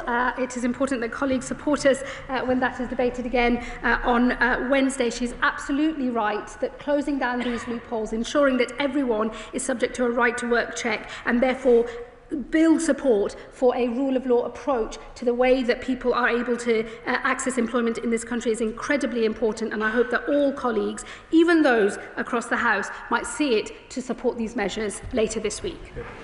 Jeremy Corbyn. Thank you, Madam Deputy Speaker. Nowhere in the Home Secretary's statement does she put this into any kind of global context about the millions of people that have become refugees or homeless all around the world, and that more than two-thirds of those are housed by the southern countries, the poorest countries in the world, with the least resources possible to do it. And what she's doing instead is putting in draconian measures against refugees trying to come to this country, failing to recognise that more than 6,000, for example, of those that crossed the Channel this year come from Afghanistan, a war-torn country that we helped to make into a war-torn country. And she instead is trying to appease the most ghastly right-wing racist forces all across Europe in undermining and walking away from the European Convention on Human Rights, a convention created by the post-war Labour government. Does she not recognise history is going to be a harsh judge on this government for undermining the whole global humanitarian principles behind the ECHR and the Universal Declaration of Human Rights? Home Secretary. Well, not for the first time. I'm a little mystified as to what the honourable gentleman is talking about. He starts with the global context. I guess my start point is different to his because I start with our domestic context first. He ought to know that in this country there have already been bespoke schemes for the resettlement of people from Afghanistan. So perhaps he could, read up on those schemes. He should also have heard from what I said in my statement that we remain absolutely committed to offering sanctuary to those who are fleeing conflict abroad. We think that the best way to do that is not to encourage people to get on a boat in the Channel by paying thousands and thousands of pounds to people smugglers, who, by the way, it's not just smuggling that's a vile crime. Those individuals are involved in all sorts of other disgusting organised crime. They should not be in receipt of money from vulnerable people. I want to disincentivise people making that choice, and I want to incentivise people coming on safe and legal routes instead. And if he would actually read the asylum policy statement, he would know it's the policy position of this government to provide more safe and legal routes. Once he's done more reading, I'll be happy to answer more of his questions. Richard Bergen. Thank you, Madam Deputy Speaker. I do remember when the Prime Minister pledged an immigration system based upon compassion and dignity. Yet now, and it needs to be said, we've got an immigration minister tweeting deport, deport, deport. And now this policy announcement, which I'm afraid scrapes the bottom of the barrel. If we're being frank, isn't this just a desperate attempt to triangulate with reform? And like some of the other terrible policy errors that have been made in recent months, isn't it not only morally wrong, but another policy which is set to push away Labour voters? Why not recognise that now than in a few months and make a U-turn? Home Secretary. I would really caution my honourable friend not to defend a broken status quo. He should also know that it is foreign national offenders that are deported from this country, and I would hope he could agree that foreign national offenders should be deported from this country. We should not be keeping convicted criminals in our nation a day longer than is absolutely necessary. And I just say to him, the thing that's morally wrong is knowing that you have a broken system and then pretending either that it's not broken or defending a broken status quo. I will never tolerate that. And I have to say to him, as I've said to other members opposite today as well, I do not care for what other parties are saying on these matters or what other politicians have to say either. I have thought first and foremost of my moral responsibility to the people of this country as I fulfil my duty as Home Secretary. I have a series of reforms here that are underpinned by the values of the Labour Party and the values of the British people. They are fairness and they are contribution. I hope he will reflect on that as he reads up on the detail of these reforms. Ben Oxojecti. Speaker, in February, during the Border Security, Asylum and Immigration Bill, I raised the issue of the generous financial and accommodation package advertised on the government's own website, Asylum Support What You'll Get, which outlines the provision of an Aspen card with £49.18 of cash loaded onto it each week, on top of free accommodation, even if you've been refused asylum. Cards that are able to be used for gambling and have been over 6,000 times, according to an FOI. In May, I raised it again when I asked the previous Home Secretary what she planned to do to address the pull factor of this free cash and free home. So can this Home Secretary now commit to my previous calls that these pull factors must be mitigated to be a deterrent? And will those on Section 4 or Section 95 support have the benefit withdrawn under these measures? Home Secretary. Well, I would urge him to look at the detail of the asylum policy statement, the whole point of which is to deal with the pull factors that we know are drawing people to get on a dangerous boat and cross the Channel illegally. The upshot of the reforms is to deal with those pull factors, and you will know that within the asylum policy statement we have said that for the it is a relatively small number, it's just under 10%, but just under 10% of those in asylum accommodation already do have the right to work, and in future we will expect them, where they have the right to work, to work. Stella Creasy. Thank you, Madam Deputy Speaker. The Home Secretary is arguing that what will heal this divided nation is to get somebody who we have agreed is a refugee with a well-founded fear of persecution to feel a permanent sense of limbo, because they will never be able to plan for the long term for them or their family, because their status will always be uncertain, because they could still face deportation. Her consultation document, which I have read, talks about using enforced return for families. Last year alone, 10,000 children, many of whom are with their families, were granted refugee status in this country. I know she plans to consult, but given this does involve children, can she be clear with us whether she intends to incarcerate children with their families as part of enforced return, or whether she intends to separate children from their mums and dads as part of this policy, and how we will continue to uphold the UN Rights to the Child Convention returns of education? Home Secretary.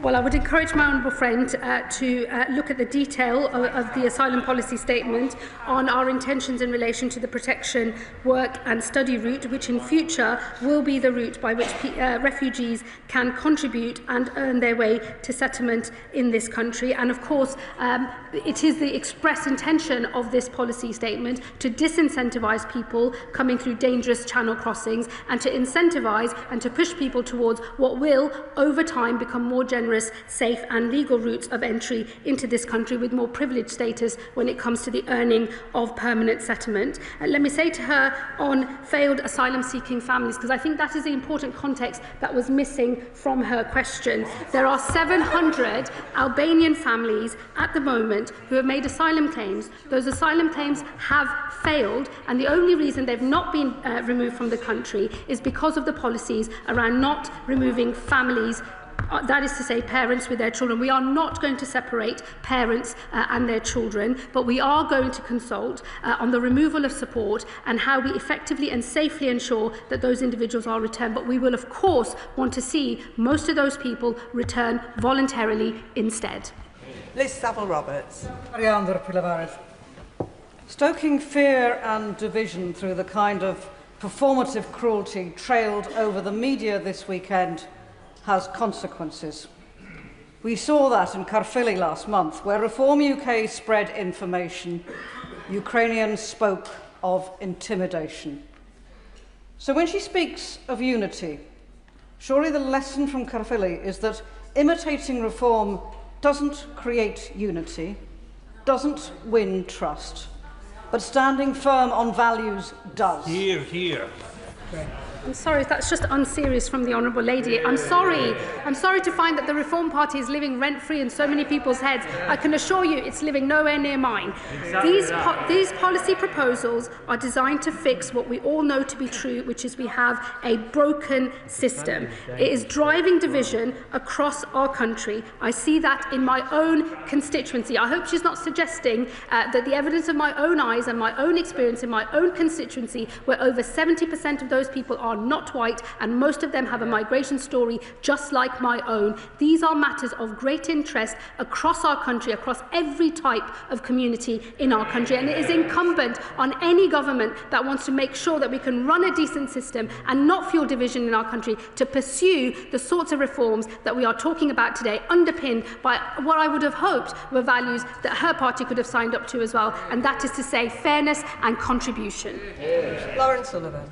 Thank you very much, Madam Deputy Speaker. I thank and support the Home Secretary for her statement today. This is long overdue reform of the system, such as reforming safe and legal routes, cracking down on illegal working, and also against those abusing the asylum seeking and immigration system, yet maintains support for those that need our support, such as those fleeing war in Ukraine and others that come here legally. It is about fairness. Can the Home Secretary detail when these reforms will be in place so that residents can see the outcomes of these actions? Thank my honourable friend for her question. We will pursue the consultation, the measures that require consultation as quickly as possible, and there will be legislation in the coming months, and certainly in the second session, which we will seek to offer, obviously subject to the agreement of the House, pass as quickly as possible. Joe Robertson.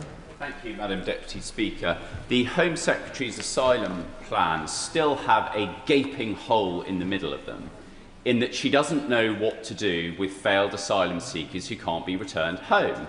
Her statement today says that she's exploring possibilities with third countries. Can I suggest she swallows her pride and speaks to a third country we know is willing, Rwanda? Home Secretary. Look, I do say to members opposite, they are going to have to ditch their addiction to Rwanda. It didn't work, and nobody in the country supported it. We are, as he well knows, and as members opposite well know, when you are negotiating with other countries about possible agreements, the one thing you do not do is publicise them before an agreement is reached. Rebecca Long-Bailey. The Home Secretary is aware that in absence of safe legal routes, the law forces the situation where a refugee has to set foot on UK soil to seek asylum, which has led to dangerous journeys and no checks or vetting taking place. Now, the Secretary's referenced sponsorship as the primary safe route. Could she clarify whether this is capable of being applied for from outside the UK? And what consideration has she made of recommendations by Safe Passage to implement a visa refugee scheme so that applications can be done from outside the UK, cases assessed, vetted and decided upon before a refugee embarks on a dangerous journey here? Home Secretary. Well, I thank my honourable friend for her question. The whole purpose of the new safe and legal routes is that those individuals are accepted as refugees before they enter into the United Kingdom. The point of that being is that they never then pay thousands of pounds to illegal smugglers along any sort of route that they might travel on. So it is in fact exactly as she says, you want to accept people as refugees before they set foot on UK soil, and then once they are here on that safe and legal route, they will access permanent settlement more quickly than any other route in this country, and it is a good thing that the government is seeking to incentivise people to come through safe and legal routes and not pay thousands and thousands of pounds to criminals along the way. Dr. Andrew Murison. Thank you, Madam Deputy Speaker. It was a genuinely good statement as far as it went, from which we learnt that countries could be determined to be safe at some point in the future and refugees from them returned home. Can the Home Secretary say what her criteria for safety would be? Which countries does she have in her sights? Would it, for example, include a Council of Europe and NATO member, ECHR signatory and EU candidate Turkey? Home Secretary. Look, I'm not going to provide a running commentary on countries. He will know that, of course, I referenced Syria specifically in my speech earlier to the House. That is because the basis on which many thousands of Syrians were making the claims related to the regime that was in place before, during the conflict, which has now fallen, and there is a new regime. We have already made a small number of voluntary returns to Syria. Other countries are exploring enforced returns to Syria, given the change in circumstances there. We will, of course, look at the same as well. We will, in the normal run of things, when it comes to considering whether a country is safe for a person or not, keep those matters under review, as I know he would expect us to do. Olivia Blake. Thank you, Madam Deputy Speaker. Yes, we have a broken system, but does the Home Secretary really believe that having to flee violence, war and persecution means you have won a golden ticket if you are lucky enough to get refugee status here? Does she understand that such rhetoric is deeply offensive and feeds division? Does she accept shutting down routes for settlement will damage integration in our communities and will only strengthen reform, not beat them? And wouldn't a better way of measuring contribution be allowing people to work and pay taxes? Home Secretary. Well, I would gently point out to her that we have a large number of failed asylum seekers, that is to say people whose claims have not succeeded and who do not have the right to be in this country still here. despite their home country being safe. Many of the people who claim asylum in this country have passed through multiple safe countries across Europe before they end up in the north of France. And we've seen claims go down in Europe and increase here in the UK. And I would just encourage her to remember that we are opening safe and legal routes. The whole point of these reforms is to disincentivise the journeys that lead to criminals earning a lot of money and people being in the north of France, and to move to a system where we have safe legal routes. We've accepted people as refugees before they set foot on UK soil, so that when they come here they can earn and contribute and be fully integrated through models like community sponsorship, which we know work. Martin Wrigley. Thank you, Madam Deputy Speaker. May I thank the Home Secretary for sharing her experiences earlier and thoroughly condemn that sort of behaviour she described against her. It's unacceptable in any case. The Secretary of State has described rapid decisions on appeals. Does she also believe, as I do, that rapid decision-making on the initial application of asylum seekers should be promoted and highlighted? And would she consider putting a timed target, a timescale target, for decision in a matter of weeks and not years in place with her department? And her remarks on Ukrainian guests over the weekend. She described them going home when peace broke out. May I remind her that peace will not mean safety? Please can she assure the House that a more considered and considerate response may be found? And will she meet with me and Ukrainian guests to resolve that issue? Well, let me just say to him on Ukraine, a point that I think was not understood fully by those that were questioning me at the weekend. It is a bespoke scheme created only for Ukrainians with its own rules. It's not subject to what we have set out in the asylum policy statement, because he will know, as is the position in relation to our discussions with the Ukrainian government, these individuals are welcome in our country so that we can keep them safe. They're not classed as refugees because they're here temporarily on that scheme. We will always uphold our obligations under that scheme. We supported it in opposition as well. He's right on the point about rapid decisions. It's important that decisions made at first instance, but also through an appeals process, are of high quality. That is one of the ways that we have to make sure that they don't get constantly appealed. But our current system means that even though we've made huge progress on decreasing the backlog on initial decisions, the appeals backlog has grown. And over time, as people sit in the appeals queue, more rights are accrued. And unlike any other type of legal order in this country, the order to leave this country being not complied with still allows people to accrue more rights in the interim. We do not run a good and effective appeal system at the moment. It's why we're going to create a new one. But I can assure him that at its heart will be early legal advice, truly independent adjudicators making the decisions, but doing so in a way that allows them to fast-track claims that have a low chance of success, make sure that the right decision is made quickly, one claim, one appeal, with a certain outcome at the end, not subject to years and years of a merry-go-round around the courts. And before I call the next member, can I just ask, make a plea that we keep questions and answers concise? Luke Akehurst. Madam Deputy Speaker, I wholeheartedly welcome the measures which I believe will tackle a failure by the previous government to maintain one of the most basic fundamental functions of government, control of our borders. My constituents in North Durham are worried and they're angry about the proliferation of HMOs to house asylum seekers locally in towns and villages which already have significant social and economic problems. Will these measures lead to lower demand from the Home Office for this type of housing for asylum seekers and the return of these HMOs over time to use as family homes for local people who need affordable housing? Home Secretary. Well, I can say that the totality of the reforms we believe will lead to less pressure on accommodation. So I think the short answer to his question on HMOs is yes, but I do recognise the problems that he notes, because HMOs are a big problem in my own constituency too. Lewis Cocking. Thank you, Madam Deputy Speaker, and I really do thank the Home Secretary for her statement. Broadly, this is a tiny step in the right direction, but does not go far enough. So, Madam Deputy Speaker, to truly show the Home Secretary is listening to the British people, does she agree with me that if you enter this country illegally, you should never be allowed to stay? Secretary. We will always abide by our obligations under the Refugee Convention, and we do believe in offering sanctuary, but we make no apology for the fact that those who enter illegally by crossing through the Channel will have a longer path to settlement.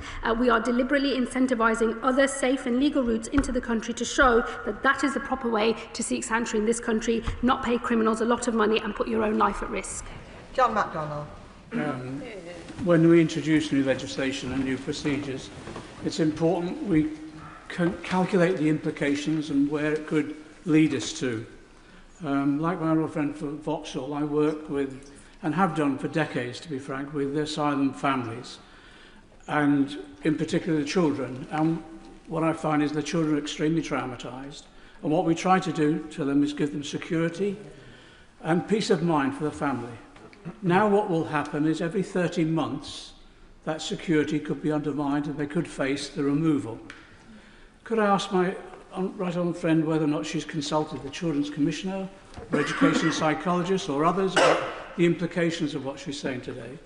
And the other issue as well is that in the past she's mentioned forced removement of families. I just remind my colleagues, in the past that was happening and the families were often detained in Harmondsworth Detention Centre. I used to visit the children. That was one of the most distressing experiences I've had as an MP. Could she give me the assurance that no child will be placed in detention as a result of this policy change? Home Secretary. Well, let me tell him, firstly, there will be a full equality impact assessment for all of these measures in the usual way.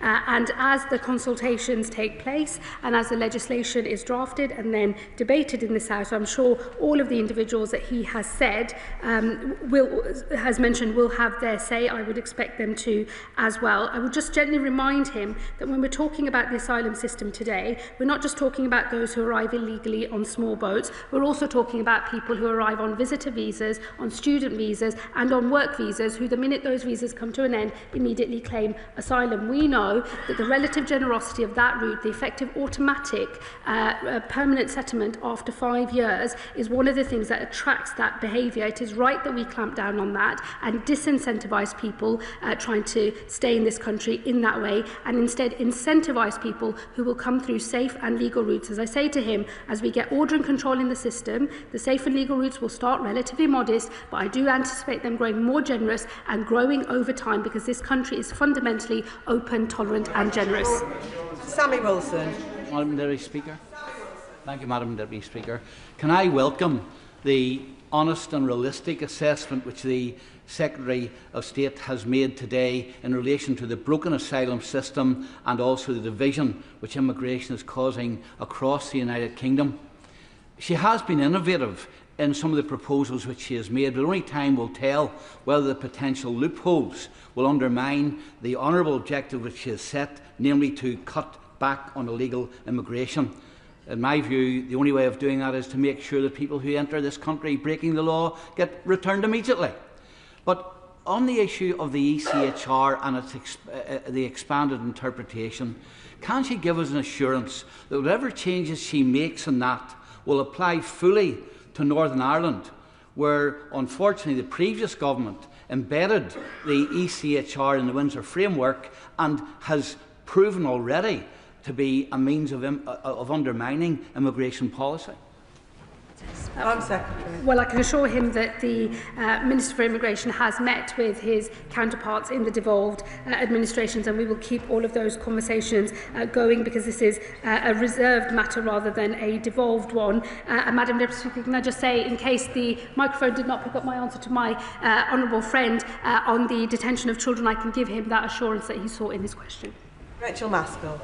Thank you, Madam Deputy Speaker. I do urge caution. We're in this predicament because the very people who championed Brexit failed to warn of the consequences of leaving the Dublin Agreement. Since the EU has moved on and will introduce its asylum and migration management regulations next summer. Instead of creating insecurity, what discussions has the Home Secretary had with the EU as to how we can explore how we work with the regulations to protect our human rights and responsibilities through this progressive and pragmatic approach? Home Secretary. thank my honourable friend for her question. Countries across Europe are tightening up their rules, and it is important that we do not become or remain an outlier. And in fact, it is a regular complaint of many of our counterparts in Europe that at least 30% of those who travel across Europe are seeking ultimately to come here to the United Kingdom. It is something that has come up in all of the conversations I've had with multiple counterparts across Europe, and it is one of the reasons why we have to make sure that we can have a system that works and that we get our own house in order. Lincoln Job. Thank you, Madam Speaker. A constituent wrote to me asking whether I could get a wriggle on with his EUSS application. We checked out with the Home Office, and it turns out that he was subject to a live deportation order. In fact, it was issued in 2017, and we did deport him. Somehow he got back into the country and made his application. I said to the Home Secretary's predecessor that if she was prepared to, with a stroke of her pen, reenact that deportation order, I was prepared to drive him to the airport myself. Now that we've got a Home Secretary that's going to get a grip of this situation, I offer the same thing again. Home Secretary. Get a bus. Well, I look forward to welcoming his application to join immigration enforcement. If he wants to write to me about that specific example, I will look into it. I know that the systems at the Home Office need a lot of tightening up. It is work that actually my predecessor started when she brought in a new permanent secretary into the department to make the necessary changes, and it is the work that I will continue. Ian Lavery. Thank you very much, Madam Deputy Speaker. I agree with my right honourable friend that this system is absolutely smashed to smithereens. It's smashed to smithereens because of 14 years of destruction from the benches opposite.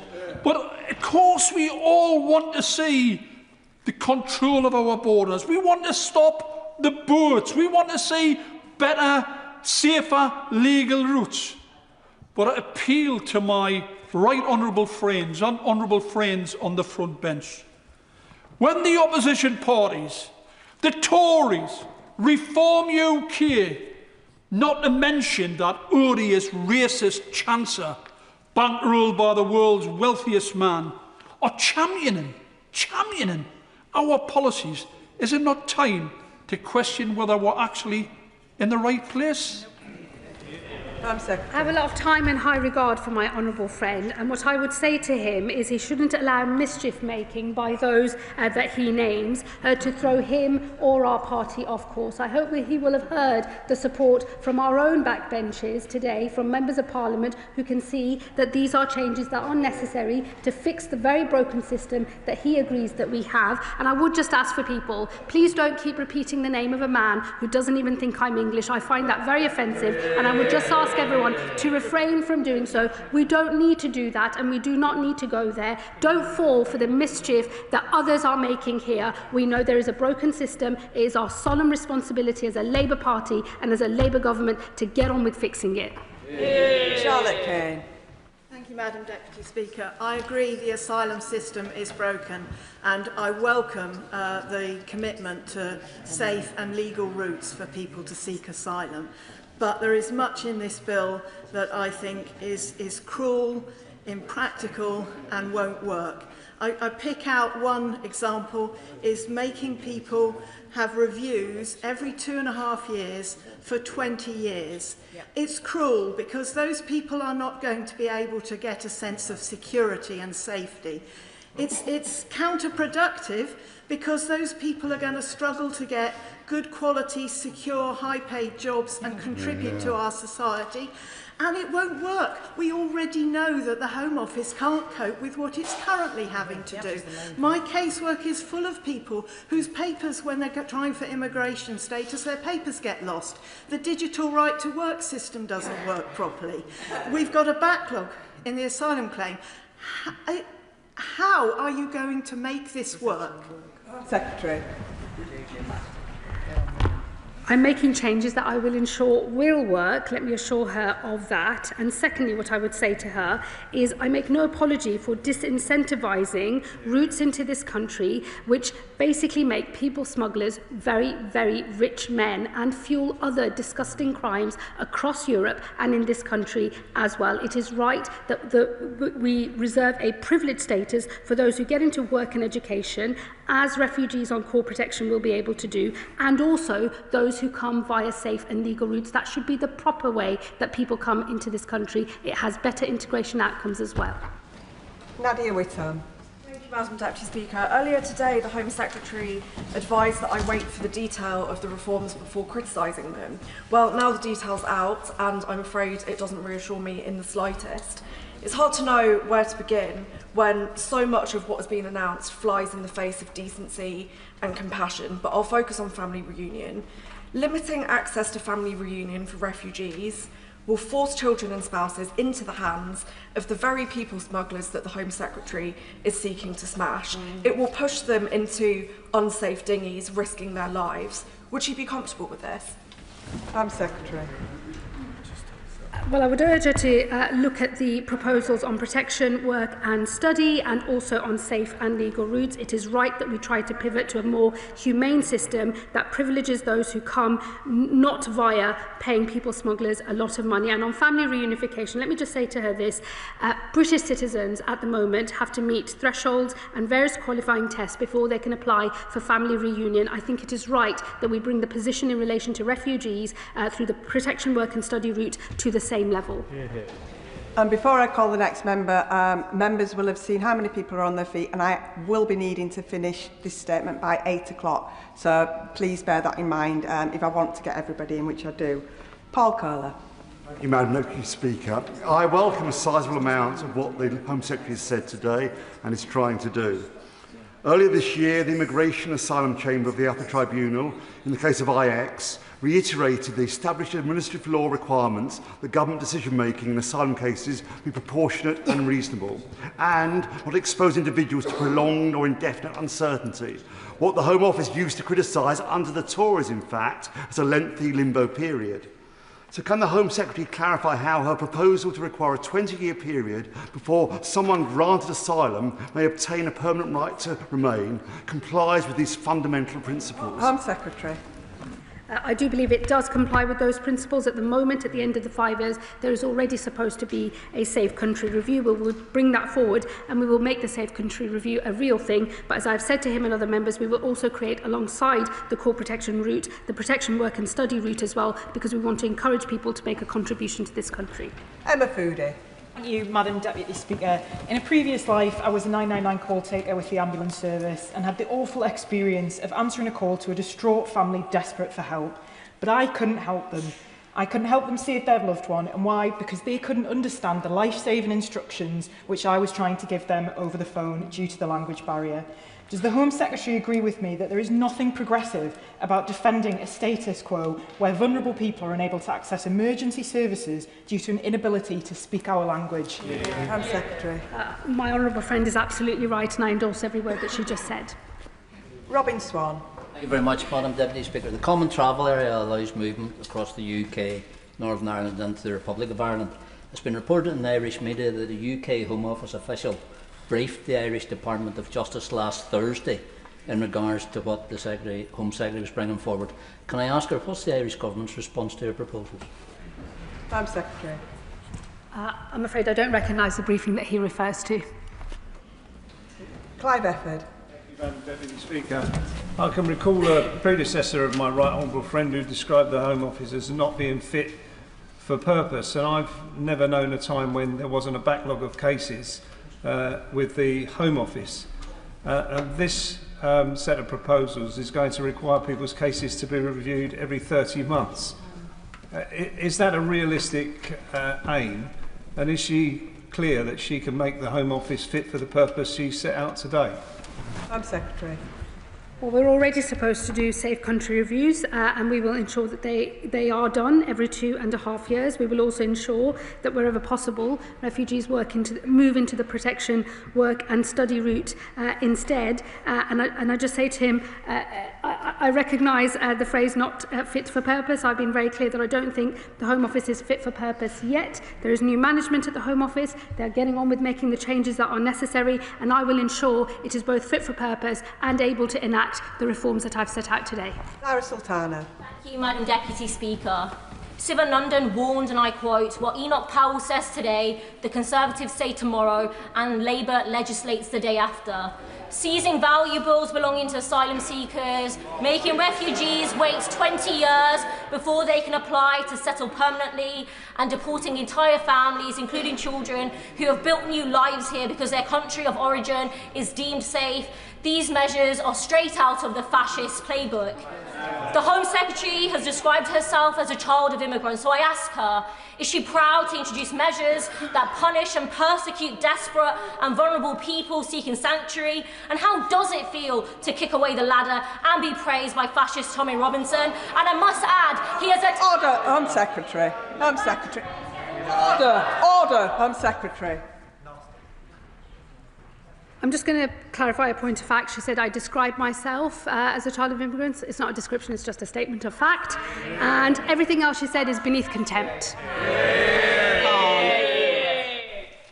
Madam Deputy Speaker, migrants make immeasurable contribution to our communities.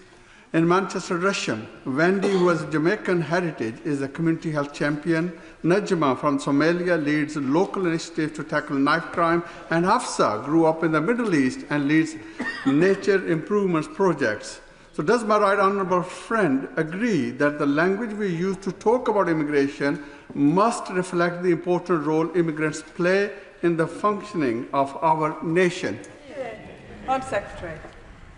I absolutely agree about the contribution that migrants and refugees make to our country, and it is precisely the reason that I'm making these reforms, because I can see a broken system that is creating deep division across our country, and I think it is important we not only fix this system but make sure that we retain public consent for having an asylum system at all. Jim Allister. At an earlier point in this debate, the Home Secretary said that nothing matters more to her than holding our own country together. Does she therefore accept that to succeed, her reforms must operate equally across the whole United Kingdom, including her adjustments to Article 8 of the European Convention? And if so, how is that application to be secured in Northern Ireland, given the impeding effect of Article 2 of the Windsor Framework? How is that going to be achieved? Secretary. All of the measures in the asylum policy statement are compliant with the Windsor Framework. Anna Begum. Thank you, Madam Deputy Speaker. Deporting families after they've resettled here because their country is deemed safe is simply wrong. Could the Home Secretary tell us how the government determines what a safe country is, and will she publish the criteria? And given that she mentioned the DRC earlier, is she really saying it is a safe country over there? And will she also publish all existing returns agreements so that members of this House and indeed the British public can properly scrutinise them? I have done the reading and it's not in the detail. Home Secretary. Well, we already do safe country reviews, so we would seek to continue that. They are publicly available in terms of our position on different countries, and in fact mostly pass through secondary legislation in this House. I make no apology for a system that will privilege in the future those who come to this country through a safe and legal route rather than those who pay people smugglers thousands of pounds and end up in the north of France instead. And the point on visa sanctions is related to the fact that many countries do not comply with us when we seek to return people lawfully to their own countries, and this is just one of the tools that we have at our disposal to have compliance with those countries so that they do take their own people back. Iqbal Mohammed. Thank you, Madam Deputy Speaker. Given the UK's historical and ongoing involvement in unlawful military interventions alongside allies such as the United States and Israel, how does the Home Secretary assess the correlation between these foreign policy actions and wars and the displacement of populations resulting in increased numbers of refugees and asylum seekers arriving in the UK? And what steps will her government make toward proactive peace-building initiatives and the restoration of overseas humanitarian aid, which could address the root causes of displacement and reduce the long-term pressures on our asylum system? Secretary. Well, the government always plays its full part in peace processes wherever we can. We put our shoulder to the wheel on the delicate and diplomatic efforts that are required to bring conflicts to an end. But that is not actually what is relevant for what we're discussing today. We have a broken system today. We have thousands of people stuck in the system today. And we have thousands of people coming on boats through the north of France through reasons that are nothing to do with the British government. But we still fulfil our international obligations, and we will do so going forward as well. But I make no apology for wanting to move to a system where we incentivise safe and legal routes instead. Colette Hamilton. Thank you, Madam Deputy Speaker. I agree with the Government that we desperately need to tackle the issue of illegal migration. I hear this at the doors and see it in my mail each week in Birmingham, Erdington. Can the Home Secretary tell us how, after these proposed changes come into force, how quickly will the Government ensure that safe legal routes are in place, because this will be the key to stopping the boats? And also, how will the Government deal with the issue of those that have claimed that they are minors, but they're clearly not? And that is another massive issue. Thank you, Madam Deputy Secretary. I thank my honourable friend. We are moving to a system of age verification based on AI modelling, which we believe is effective in actually being able to verify someone's true age. So we are moving on that. And let me assure her, we will move to legislate on these, consult and then legislate on these measures as quickly as possible. I am seized of the need to move quickly to restore public confidence. And as we get order and control into the system, we will start opening up the safe and legal routes. They will be modest to begin with, but they will grow and be more generous over time as we restore order and control. Sarah Perchin. Thank you, Madam Deputy Speaker. The Daresbury Asylum Hotel in Runcorn has been emptied thanks to my by-election campaign. But what assurances can the Secretary of State give my constituents of Runcorn and Helsby that the many HMOs in Runcorn will be emptied of illegal migrants and criminals under her government, and that they will be deported without delay, never to be allowed legal entry into the UK? Well, it is this government that is exiting hotels and will do so. It's a manifesto commitment that we will do so by the end of the Parliament, and I intend to bring that forward as much as possible. And let me say to her, we will always fulfil our international obligations, but I make no mistake for wanting to privilege safe and legal routes rather than illegal entry into the country. Samantha Niblett. Thank you, Madam Deputy Speaker. Every single day I campaigned in South Derbyshire whilst a candidate and since becoming an MP last July. Immigration has been the #1 issue dividing my communities. They have either been pushed to apathy, and we're talking about Labour voters here, or they've been pushed towards reform.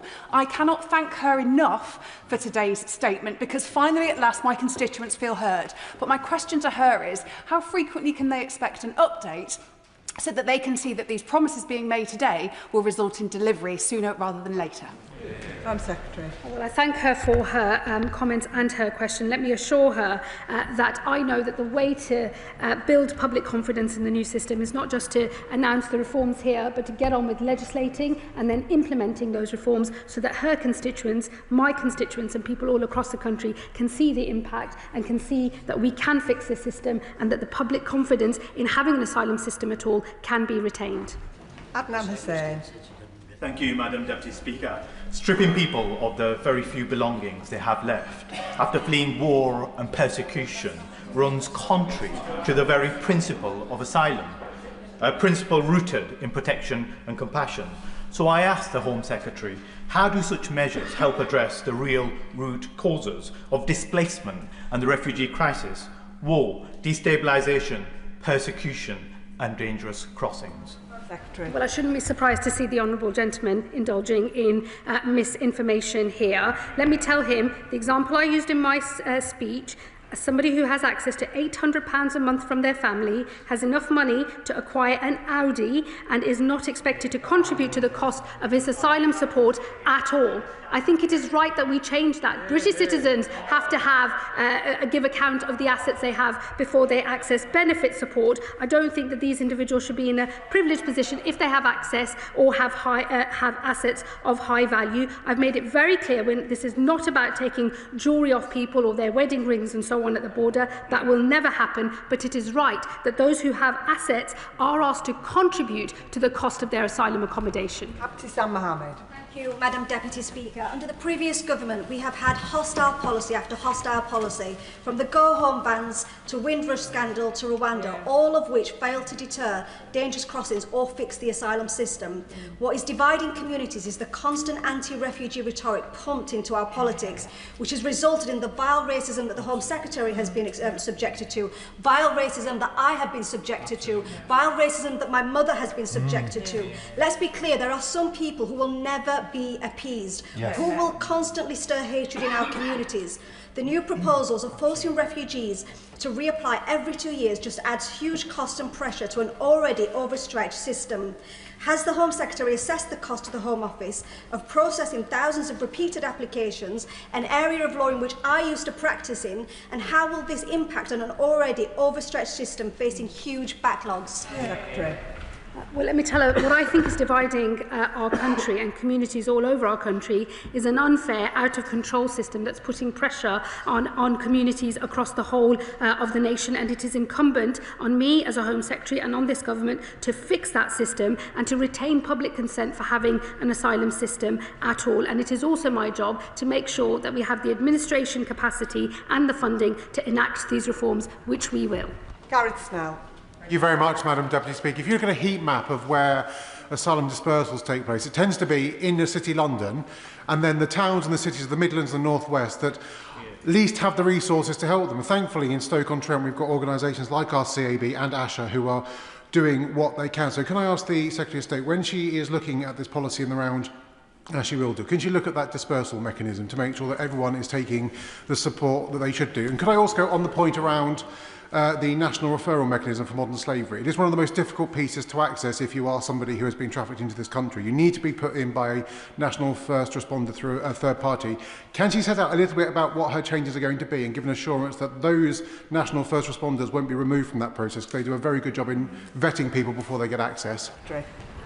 I thank my friend for his two questions. Let me assure him that we already run a dispersal model which is designed to ensure that the burden is spread out across the country, and we will carry on doing so. And on modern slavery legislation, we've already consulted. That consultation has closed, and I will be looking carefully at the responses that we have. This is a very well-intentioned, much-needed piece of legislation. I do believe that it's important that we crack down on modern slavery in our country, but it is being used to frustrate legitimate removal of people from this country. I saw that just within the first few days as Home Secretary, where I had to change policy very quickly to prevent people thwarting their referral, their removal to France under the one-in, one-out deal. That is what I have in mind, and those are the changes that we will make. Colin Naismith.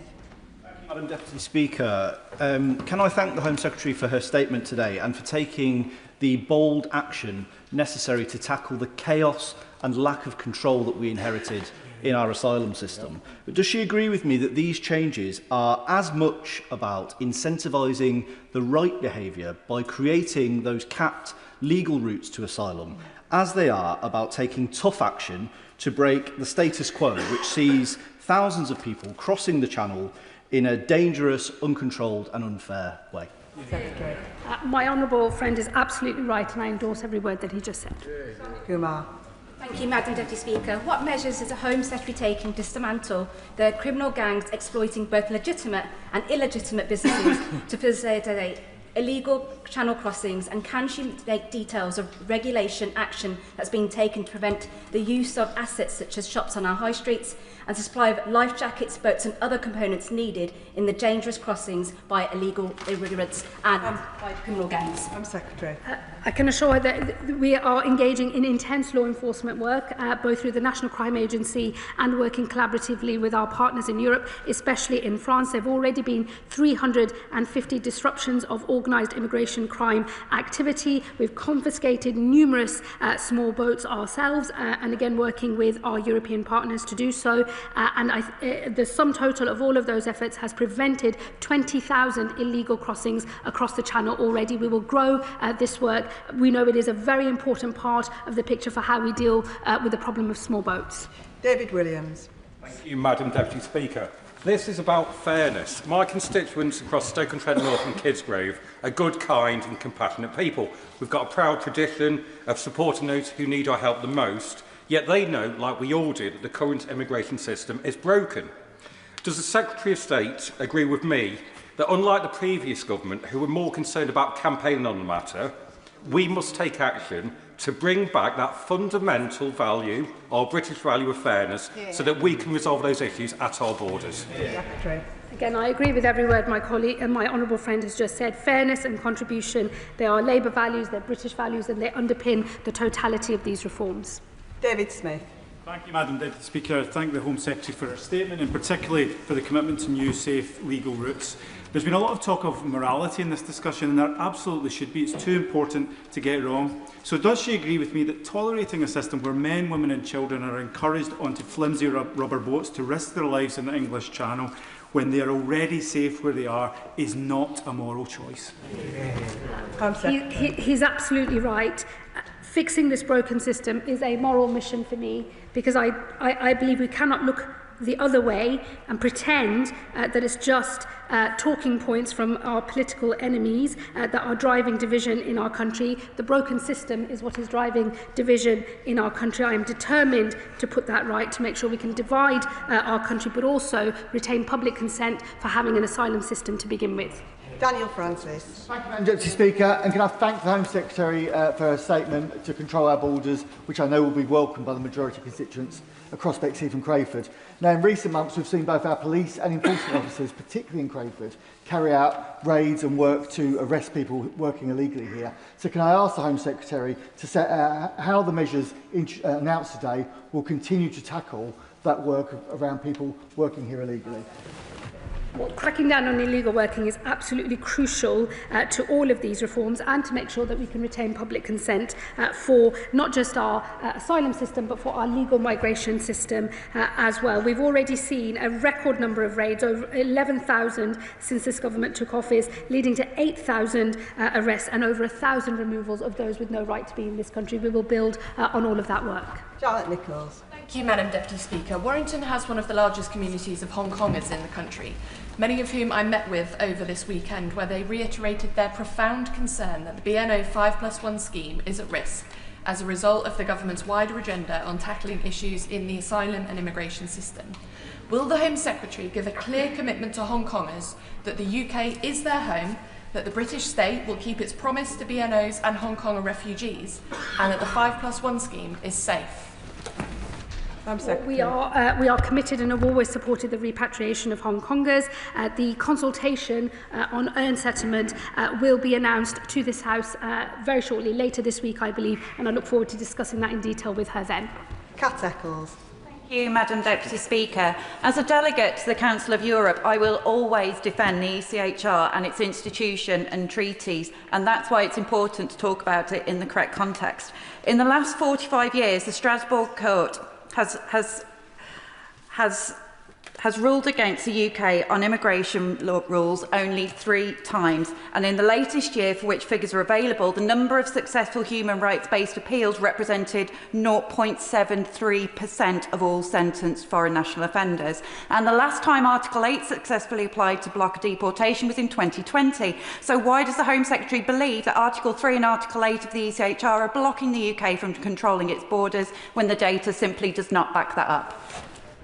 I don't think that the data relating to the Strasbourg Court is necessarily reflective of what we're seeing in our own courts here at home.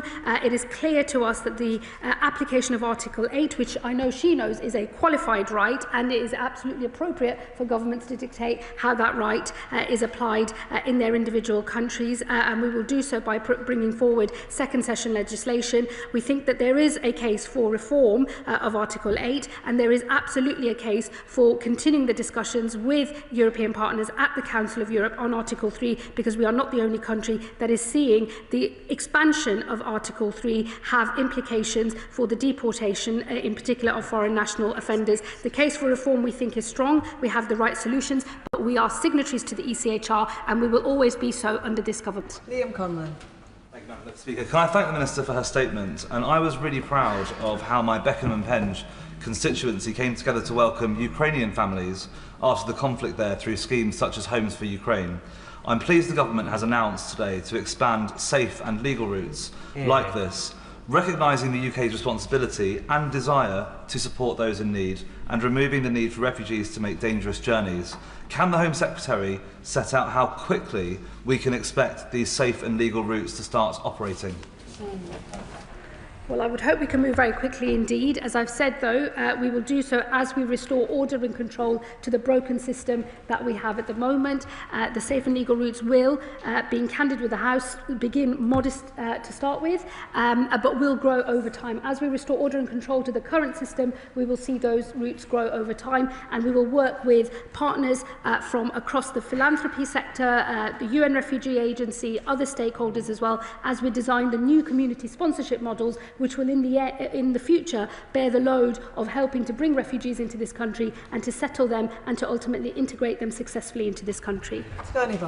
Thank you, Madam Deputy Speaker. I draw attention to my register of interest. I acknowledge the gargantuan task the Home Secretary has to regain public confidence in our asylum system. We must ensure that, as well as fairness and contribution, that compassion is also reflected in our asylum system, which is also a quintessentially British value and is reflected in the work of charities like Napier Friends in my constituency who support those staying at Napier Barracks. My question is about the appeal reforms in relation to professionally trained adjudicators. What is the rationale for this when we already have a specialist judiciary with expertise to decide these cases, and what is it about the adjudicator model that will mean they are in a better position to decide these cases than under the current system?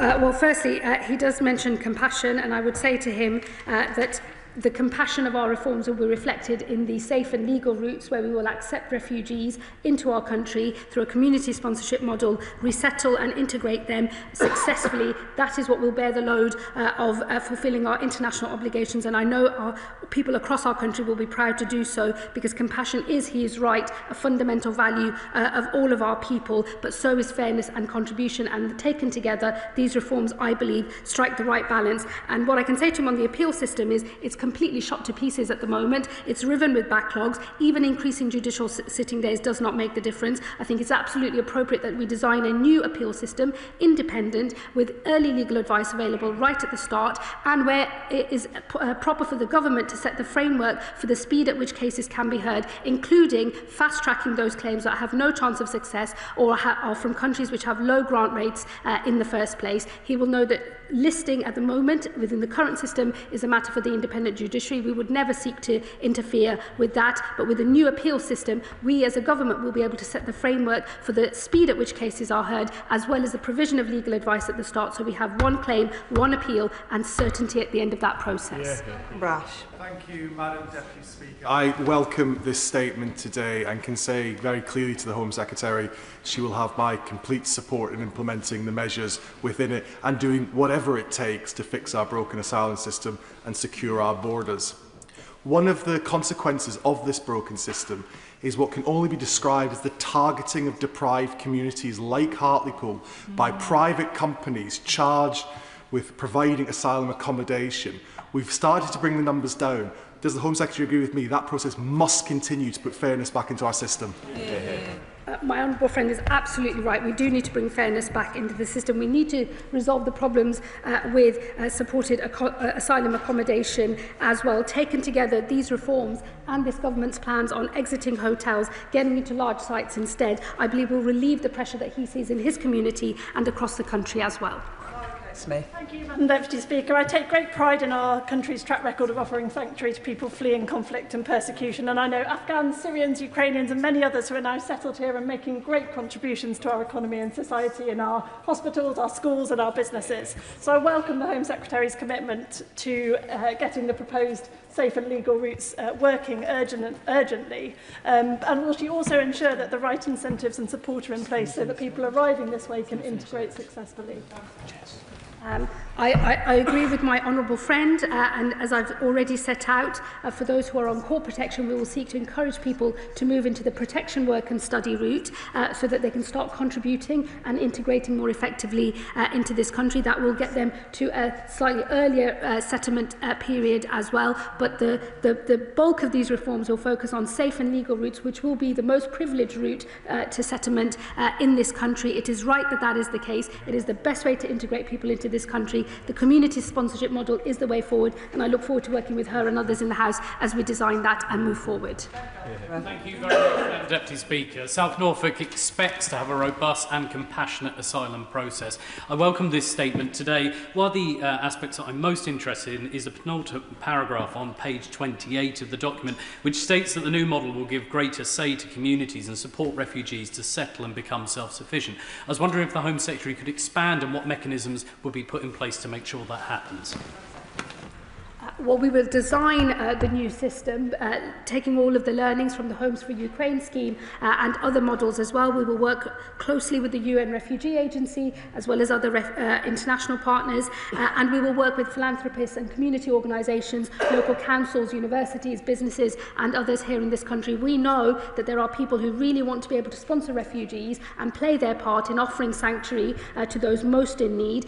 People recognise that the current system is broken. As we get to grips with the current broken system, we will be able to increase the number of people that come on safe and legal routes in the medium and long term, and that is the right future and that is the right compassionate answer, and it enables us to fulfil our international obligations as well. Jacob Collier. Thank you, Madam Deputy Speaker. The Home Secretary has outlined common sense measures to ensure that the British public is no longer asked to fund or accommodate foreign national offenders. At the same time, she is right that our country has a proud and long-standing tradition of offering sanctuary to those fleeing persecution. So therefore, can she confirm that the United Kingdom will send no individual back to a place where they may be tortured, killed or persecuted? We will never send someone back to a country where they will be tortured. We will always abide by our international obligations in that regard, and we believe that the totality of the reforms that I have set out today strike the right balance between making sure that we continue to fulfil our international obligations but have a system for asylum that can retain public support for having an asylum system at all. Steve Race.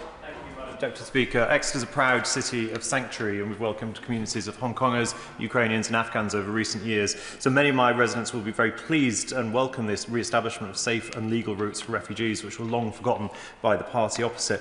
Does the Secretary of State agree with me that safe and legal routes do offer a real sort of element of a system that has control and order in it, and can she set out how the system will be flexible in terms of when geopolitical practices change? Well, we will always retain the flexibility to respond to particular crises, as we've done in the past, and that we supported even when the last government was in power. We will design these routes alongside international as well as domestic partners as well, to make sure that the community sponsorship model learns all of the best lessons from previous schemes and is absolutely world-class as a system, so that we can play our full part in offering people sanctuary who most need it. Joseph. Madam Deputy Speaker, I welcome the Home Secretary's statement on how the government will make our asylum policy fit for this country. The broken immigration and asylum system under the Conservatives created an unprecedented backlog. This hindered the Home Office's ability to process legitimate cases, including nurses and care workers working in NHS and care homes who are seeking to extend their work visas. How will the Home Secretary ensure that the measures she has announced will be properly enforced so we can restore order to our borders? Well, I can assure him it will fall to me to make sure that the system we have is capable of implementing all of these reforms. We will consult and legislate as quickly as possible, and it is on me to make sure that the Home Office can handle the work that's coming its way. But I would assure him that getting the administration is a part of the picture, but getting these reforms passed and implemented across the country is the most important thing that we can do. Madam Deputy Speaker, the measures that the Home Secretary has set out to restore order and fairness will be very welcome in Middlesbrough South and East Cleveland, but the overriding sentiment will be a feeling that we will believe it when we see it. I'm afraid trust is so low after years of broken promises, and so what assurances can the Home Secretary give that she will not only talk the talk but also walk the walk as well? Oh, I can assure him I don't believe in doing anything other than walking the walk. I totally hear what his constituents will tell him. It's what I hear from my own constituents. We will believe it when we see it, because it is a low trust environment, and over many years trust in the immigration system overall has been degraded. It's why it's something that is causing such division today. It is on me to make sure that this package of reforms is implemented. It's on me to make sure that the Home Office is able to implement them effectively, and I would say to his constituents and people all over our country, judge us on what we deliver through these reforms. Thank you, Madam Deputy Speaker. The proposal to raise the threshold for indefinite leave to remain from 5 years to 20 is deeply concerning. At a time when far-right groups exploit fear and spread misinformation, our government should lead with compassion and fairness, not forcing some of the most vulnerable in our society to live in limbo for 2 decades. Will the Minister explain how denying security and rights for 2 decades reflects British values of justice and humanity? And what will access to services look like for people during that time? Tell my honourable friend not to defend a status quo that sees people spend thousands of pounds paying people smugglers a ton of money to get on a boat and come across the channel through a dangerous crossing that puts their own lives and that of others at risk. I would really urge him not to defend a broken status quo, engage with the detail of these proposals, which reflect a new protection work and study route, which will be open to those who are offered core protection in this country, and that we will open new safe and legal routes as well. Thank you, Madam Deputy Speaker. Does the Home Secretary share my concern that the scrutiny from the benches opposite is somewhat sparse this evening? But on a more serious note, can she reassure my constituents that one of the key outcomes of this statement is that we will finally bring down the taxpayers' bill for asylum accommodation? Time and again, this is a concern raised with me by my constituents, and to reduce that bill will help many feel that there is far greater fairness in our asylum system. Well, I suspect that lower numbers on the other side are down to the fact there's not that many of them anymore. And what I would also say is he's absolutely right on the cost. Fairness and contribution are the principles that underpin this asylum policy statement. And I hope that as we bring costs down, we can retain public support for the asylum system overall. Madam Deputy Speaker, there are quite a few things needing challenged in this statement. First off is that Britain has always been a welcoming, generous and warm place for immigrants and people seeking asylum.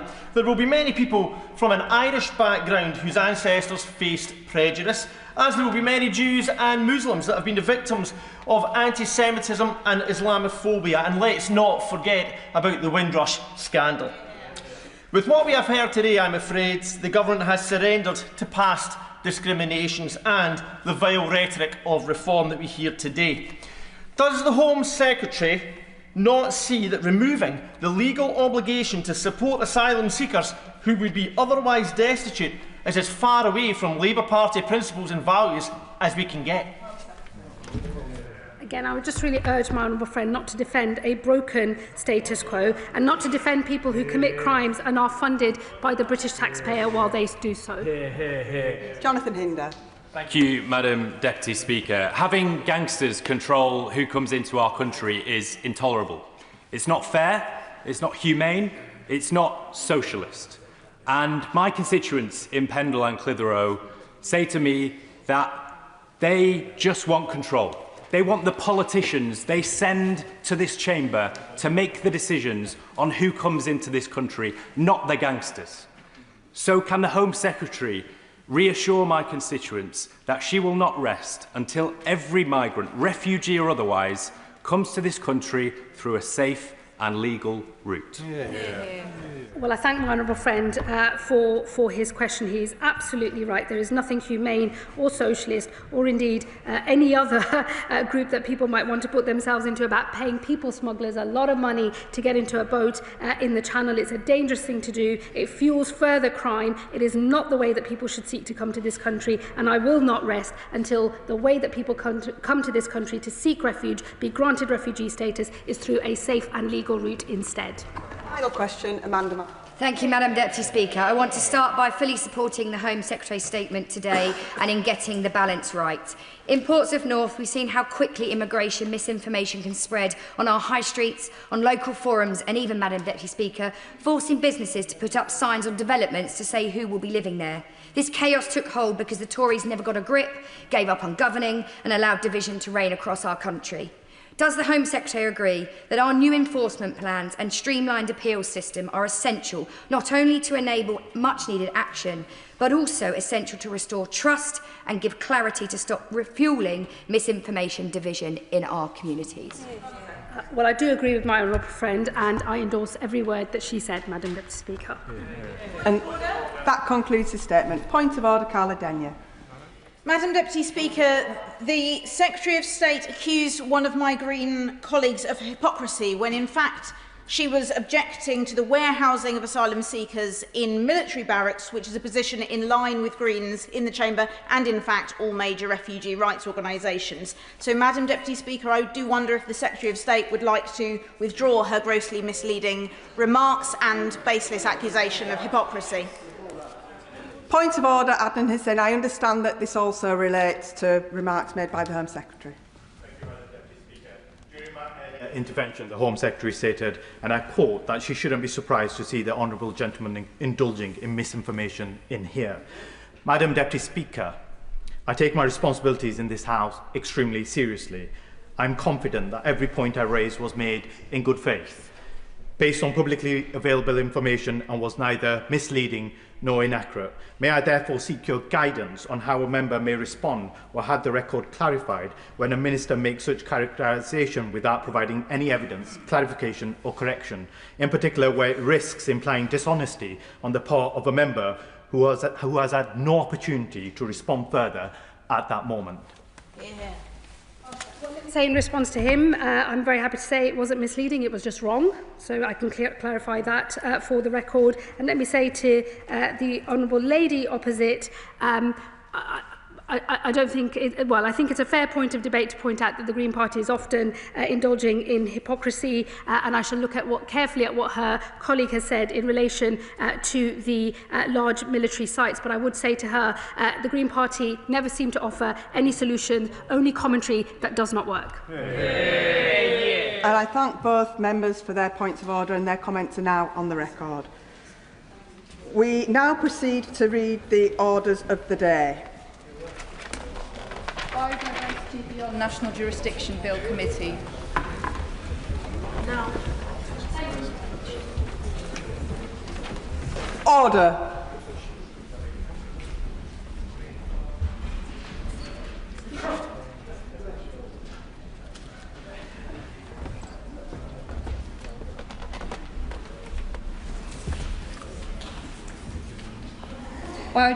Order. Biodiversity Beyond National Jurisdiction Bill.